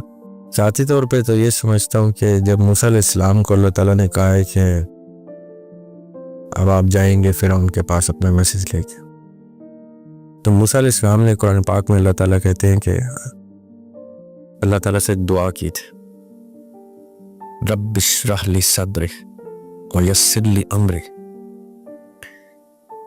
صدر جو ہے وہ قلب سے مختلف ہے. صدر وہ مرکز ہے جہاں پہ روح کا بسیرا ہے، قلب وہ دل ہے جہاں پہ اطمینان کا بسیرا ہے. سیکھ رب اشرح لی صدری، یا اللہ میرے صدر کو چاک کر. کیوں؟ وہ یسر لی امری، امر ربی جو ہے وہ صدر میں موجود ہے تاکہ وہ امر ربی میرے اوپر آسان ہو. واحلل عقدۃ من لسانی، تاکہ میں اس کو اپنے لفظوں میں ٹرانسلیٹ کر سکوں، یفقہوا قولی، تاکہ وہ میری بات سمجھ سکے. ہاں. اب یہ کتنی خوبصورت دعا ہے کہ یا اللہ میرے صدر کو چاپ کر، تاکہ جو میرے روح کو، قرآن پاک میں جگہ جگہ اللہ نے کہا ہے کہ میں نے جو ہدایت دی ہے وہ روح کی صورت میں نے انسرٹ کی گئی، یہاں تک کہ وہی بھی روح سے انلاق ہوتی تھی انبیاء علیہ السلام کی. جبرائیل علیہ السلام آتے تھے اور روح کے ڈیٹا کا ایکسس دیتے تھے، اس چیز کا، جس چیز کا، جیسے پاک میں اللہ تعالیٰ کہتے ہیں نبی کہتی جی ان سے کہ مجھے ویک کا ہیلپ نہیں، سوائے اس کے جو چیز اللہ تعالیٰ میرے اوپر کھول دیتے وہ روح کی صورت میں بولتا ہے. موسیٰ علیہ السلام بھی یہ کہتے. تو اگر کسی کو روح کا ایکسس لینا ہے اپنی یا کسی کی، تو یہ بیسٹ دعا ہے جو موسیٰ علیہ السلام کی دعا ہے. میں یہ ریکمینڈ کرتا ہوں اس شخص کو جو ہی اس راستے میں بچاتا ہے. لیکن میں دوسری تیسری دفعہ آپ کی پوڈ کاسٹ میں کہہ لگا ہوں کہ یہ بڑے خطرناک راستے ہیں، اس لیے یہ اہل تصوف کہا گیا ہے کہ مرشد کا ہونا ضروری ہے. مرشد آپ کا ہاتھ پکڑ لیتا ہے جب آپ ڈگمگا جاتے ہیں. اب مرشد ڈھونڈنا ہے یہ ایک الگ بحث ہے، یہ کبھی ڈسکس کریں گے. لیکن یہ وہ دعا ہے جس سے آپ کی روح کا ڈیٹا کا ایکسس آپ کو اللہ تعالیٰ عنایت کریں گے، اگر اللہ تعالیٰ آپ کو اس قابل سمجھیں گے. سر بہت شکریہ، میں آپ کا مشکور ہوں جو آپ نے وقت عنایت کیا ہے. Thank you. توقع سے زیادہ ہم نے وقت لیا، اپنے الٹے سیدھے آپ سے سوالات پوچھے، آپ نے بلا تفریق آپ نے ان سب کا جواب بھی دیا، مطمئن بھی کیا، اور بے حد خوشی ہوئی آپ سے ملاقات کر کے. جو سوچا تھا اس سے زیادہ ملا ہے، اور اس کے لیے اللہ آپ کو اجر دے، اور میں آپ کا شکریہ ادا کرتا ہوں. Thank you very much. Thank you.